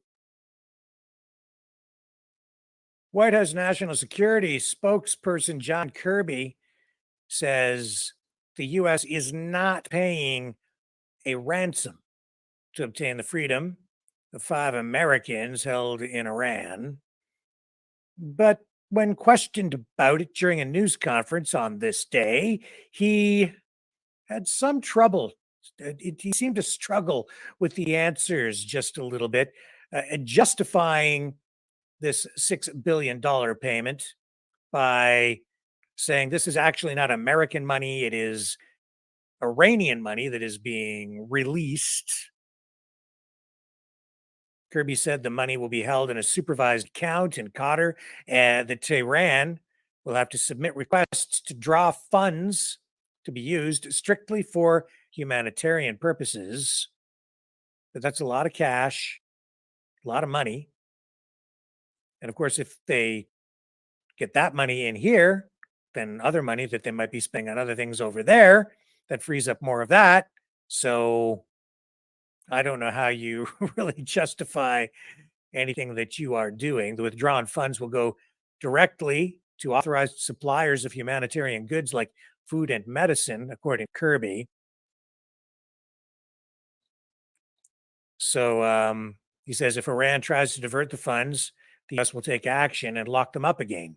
Earlier this week, U.S. officials confirmed the agreement with Tehran, in which each side would release 5 of detained or imprisoned nationals of the other. In addition, the United States will create an exception in its sanctions regime to permit South Korea to remit the $6 billion in payment for oil purchases from Iran sales that Seoul had held back. So we don't exactly know what the exact details of the deal are. And we don't exactly know even when the exchange of the detainees might take place. But Kirby says the key next step will be the notification of the transfer of funds. So we have this exchange from the White House for you. And here we go. U.S. Treasury Department. And the U.S. will have visibility and will be able to engage in oversight about where the money was going and for what purpose. If Iran tries to divert the funds, we'll take action and we'll lock them up again. I also want to be clear. This is not a payment of any kind. It's not ransom. These aren't U.S. taxpayer dollars. And we haven't lifted a single one of our sanctions on Iran. Iran will be getting no sanctions relief. We will continue to counter the Iran regime's human rights abuses. We'll continue to counter their destabilizing actions abroad, its support for terrorism, its attack on maritime shipping in the Gulf, and its continued support for Russia's war against Ukraine. As you've heard us say before, when we're trying to bring Americans home, we often aren't dealing on a level playing field. We have to use the leverage we have to bring them home. They aren't going to be released for nothing in exchange. But I don't think we should lose sight of the bottom line here, and that's that we're working to free these innocent Americans who did nothing wrong, had no reason to be detained, bring them home to their families, bring them home whole and safe again. That's the goal. That takes questions.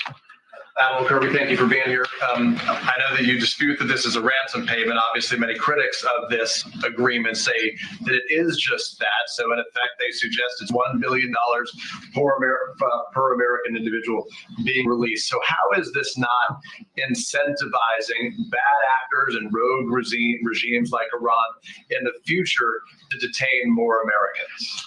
Bad actors like Iran and like Mr. Putin in Russia don't need any incentive to continue to look for ways to wrongfully detain Americans. It's been happening a long, long time, and we have to accept the reality that it could happen again in the future. It's one of the reasons why the State Department has a new designation for countries, a D designation, so that before you travel or you do business in a foreign country, you ought to look and see, is the risk of detention, wrongful detention, high in that country before you go? We continue to advise Americans not to travel to Iran and to Russia and other places like that. But these bad actors don't need incentives, and this isn't gonna change the calculus necessarily of what they've been doing. What it is going to do is get our Americans home. And that's what we're focused on. But for clarity, why isn't it a ransom payment? I get that it's not American taxpayer dollars, but it's still $5 billion that had been frozen that was not available for use in any form by the Iranians. That $5 billion maybe for humanitarian aid, but then it frees up $5 billion elsewhere to spend. So how is that not ransom payment? So a couple of points here. First of all, you're right, it's not U.S. money, it's Iranian money. It's Iranian money that had been established in these accounts to allow some trade from foreign countries on things like Iranian oil, to allow the Iranian oil to stay on market. and for countries who wanted to buy that Iranian oil. These transactions largely were conducted in the previous administration, all legal, all fine, but to allow some of our allies and partners to be able to continue to purchase Iranian oil without being sanctioned for doing so. Several accounts were set up in several countries, South Korea being one of them, for many reasons, lots of different reasons. This particular account was not accessible to the Iranians as others were. So it is Iranian money. That's point number one. Point number two, it's not a blank check. They don't get to spend it any way they want. It's not $6 billion all at once. They will have to make a request for withdrawals for humanitarian purposes only, and there will be sufficient oversight to make sure that the request is valid and that it's going through vendors who we and the Qataris can trust will actually contract for the goods, the medical equipment, the food, whatever it is, in an appropriate way and get it directly to the Iranian people. The Iranian people will be the beneficiaries of these funds, not the regime. The regime doesn't get to touch the money, Peter. Doesn't go to them. They don't get to decide ultimate destination, and they have no direct access to it. Now, your second part of your question, well, won't this just free up funds for them to continue to do bad behavior? They've been participating in bad behavior for a long, long time, and we continue to put pressure on them in ways, I would add, that the previous administration did not do, particularly in terms of their nuclear and ballistic missile programs. They're still supporting terrorists. They're still attacking shipping, and they're still supplying drones and drone manufacturing capability to the Russians. And for all of those things, we have and we will continue to hold them accountable. We've not only added sanctions to them for the way they've treated protesters, for the arms sales that they've provided to Russia, but we have increased our military presence in the Gulf region, specifically to address the attacks on maritime shipping. So Iran has choices to make. They've had choices to make in the past. They've got choices to make in the future. And if they continue to choose to conduct these kinds of destabilizing activities, we will continue to use all the levers in our power, economic and military, to counter that and to thwart their efforts. Gotcha. Thanks, Frank. John, you just said that Iran was not going to do this for nothing, but didn't they also get 5 Iranians? They will get 5 Iranians as well. Yeah, Jackie. Then why did we need to add $6 billion on top of that? This is the deal that we were able to strike to secure the release of 5 Americans. It would be great, wonderful, if we could just pick up the phone and call the mullahs and say, hey, we want our Americans back, send them back on the next plane. But you and I both know that's not going to happen, particularly with Iran. Americans home requires decisions, sometimes really tough decisions. It requires compromise. It requires negotiations. It requires negotiations with people you really would rather not be sitting across the table from, but you got to do it.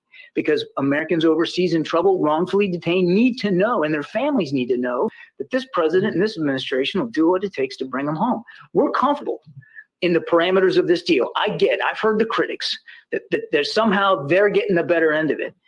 Ask the families of those 5 Americans who's getting the better end of it, and I think you'd get a different answer. We're comfortable with the parameters of this deal.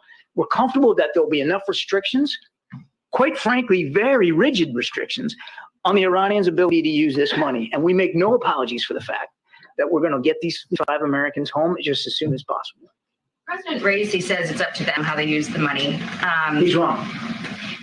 How are you going to guarantee that? Because once the money's fungible. So once it's released. No, man. It's not fungible.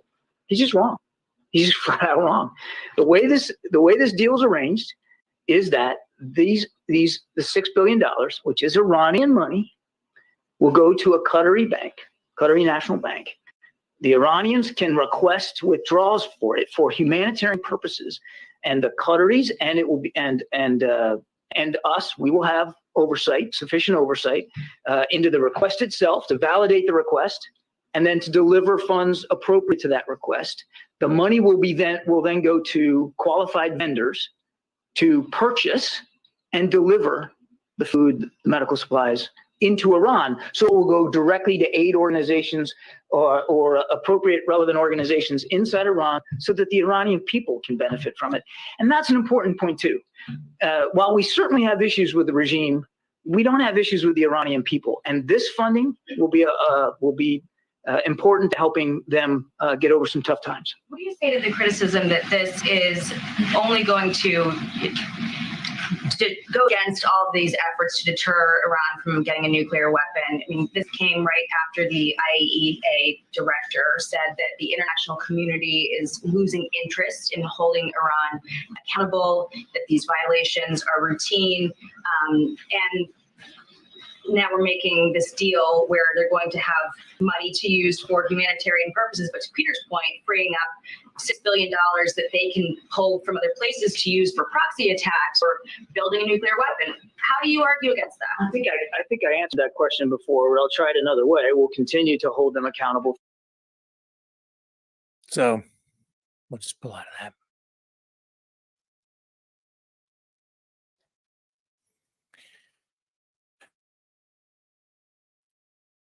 Did you see the UFO story?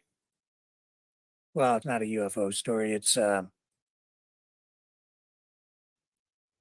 on, I think the computer's frozen up here. Here we go. Alien corpses.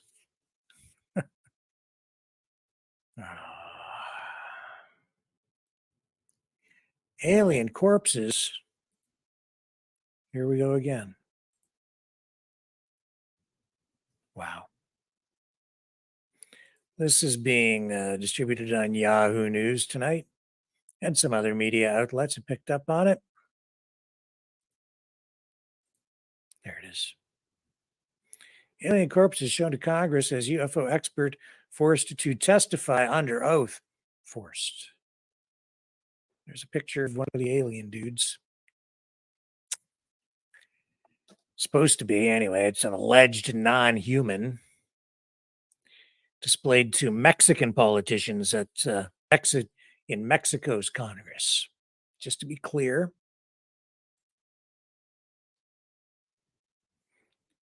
two small alleged alien corpses retrieved from Peru were presented in windowed boxes in Mexico City on Wednesday, stirring excitement, so it's today, within the UFO conspiracy theorist community. That's what's written here. The event was spearheaded by journalist and ufologist Jamie Mawson, who testified under oath that the mummified specimens are not part of our terrestrial evolution, with almost a third of their DNA remaining unknown, reported Mexican media. The story goes on here and says the claims by the self-claimed UFOologist, or is it ufologist? have not been proven, and Mr. Mawson has previously been associated with claims of discoveries that have later been debunked. He's kind of a cute little guy. Got a little bit of an ET thing going on, but sort of in a second phase sort of way. What is that? So it says the two small alleged alien corpses retrieved from Peru were presented in windowed boxes in Mexico City.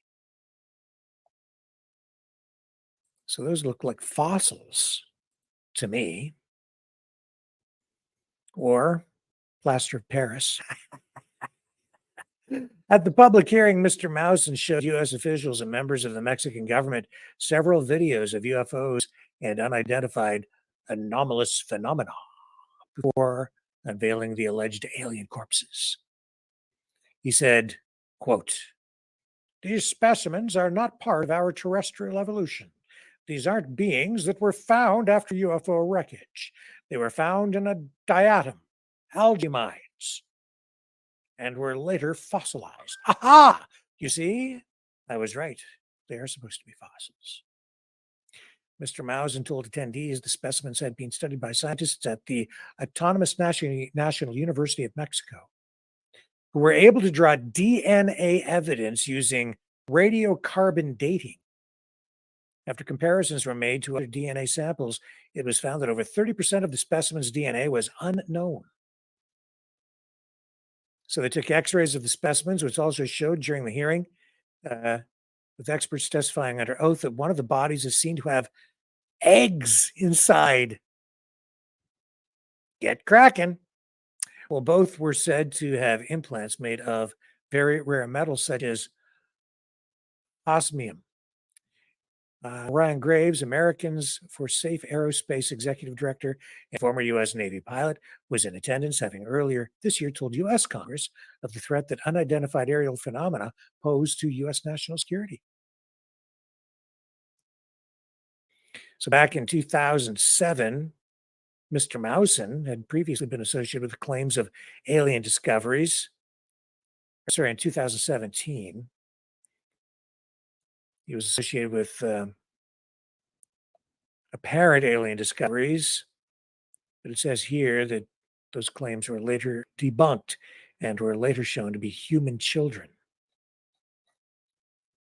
I don't know what that is.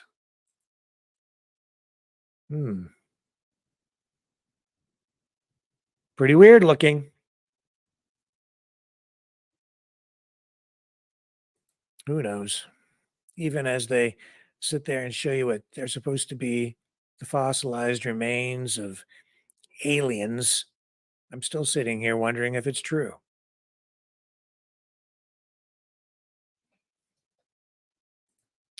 That's how bad it is. Just look. Don't believe your own lying eyes. True or not true, I don't know, even as I look at the evidence. Is the evidence real? How do I know? Bottom line is, I don't.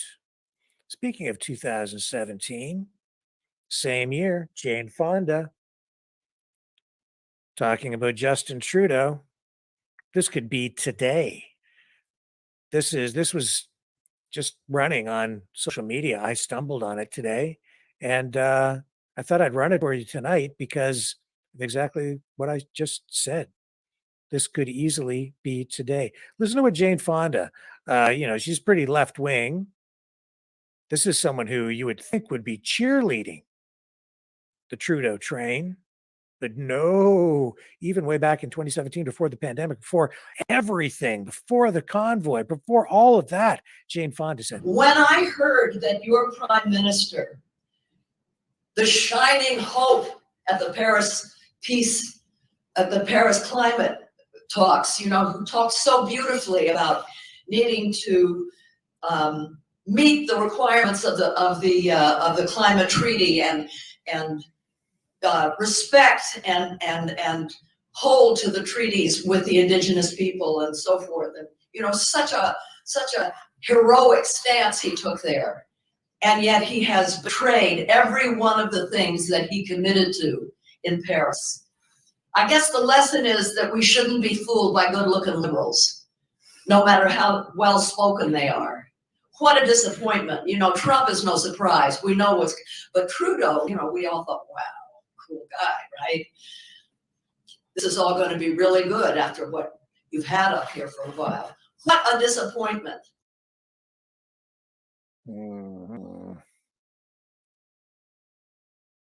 So he lost Jane Fonda way back in 2017, and here in 2023, looks like he's losing the rest of the country. Squeezing just too hard.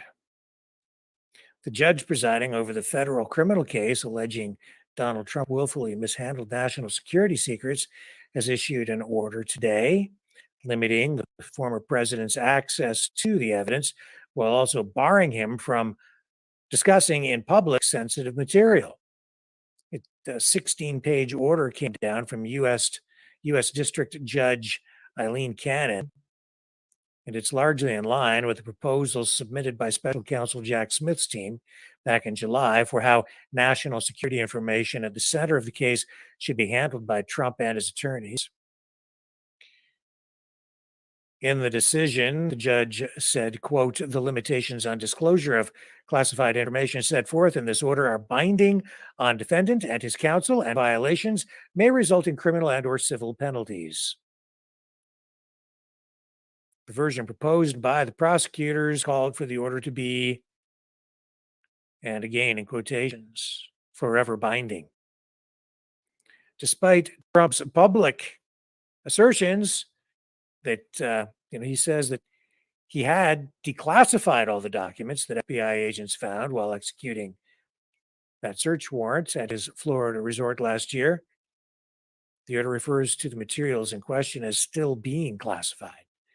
So that really sits at the core of the whole issue, doesn't it? So that case continues to wind its way through the system. And we'll continue to follow it. But boy, he continues to have hurdles placed in front of him, doesn't he? President Trump. President Trump. If you haven't subscribed, I would really appreciate it if you would consider doing that, especially if you're over on Twitter. Head on over to Twitter, or not, I'm sorry, Rumble. Rumble, and subscribe on our Rumble channel. That would help us out a lot. Also, like, share on Facebook, subscribe if you're on YouTube, ring the notification bell if you're there. That helps us out. And if you are in a position and able to help support this channel, we really could use the help by donating at freedomreporters.com. That's where most people who donate, and we do get the occasional donation, that's where most people do that. You can also donate on the donation page at maverickdonations.com. That's set up through Give, Send, Go, the Christian-based crowdfunding platform. And you can also donate on Rumble directly through the Rumble Rants. They do allow that there, but we are still demonetized on all other platforms, including Facebook and YouTube. Still not running on the main YouTube channel because of the ban that we have suffered there. And we're just letting that channel take a breather for a little while. Going to let it sort of rejuvenate, and then we'll get back on it at some point in the future. Not tomorrow, though. Tomorrow we'll be on the backup YouTube channel again, all of our Facebook platforms. Not that you can see the news page anywhere in Canada. It's blocked. Twitter, both of our Rumble channels. We're also streaming out to a secondary lineup of channels, including Lori's Facebook page, Kevin Michelizzi's pages, the other Strange Bedfellows channel. We're on Twitch too. Cloud Hub. You can always find replays of the show on Cloud Hub, BitChute, and HugeTube. We're on over there. Occasionally, we're getting material up now on Brighteon. And of course, live streaming out to Twitter every night, Odyssey. We're on Odyssey as well. So all kinds of places to go watch us, but most people are watching on Rumble. And we have to make some changes to the website because of the censorship we've incurred. The main video feed through our server there was disrupted. So we are setting up an alternative streaming line that will allow people to watch directly on the website at mavericknews.ca. And again, if you're inclined to support the show, donations accepted at freedomreporters.com. Now, hopefully, I will be back tomorrow at 6 p.m. Eastern Standard Time with the top stories of the day.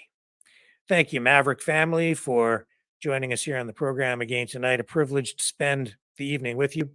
As always, love you guys. Truly appreciate it. Catch you on the flip side.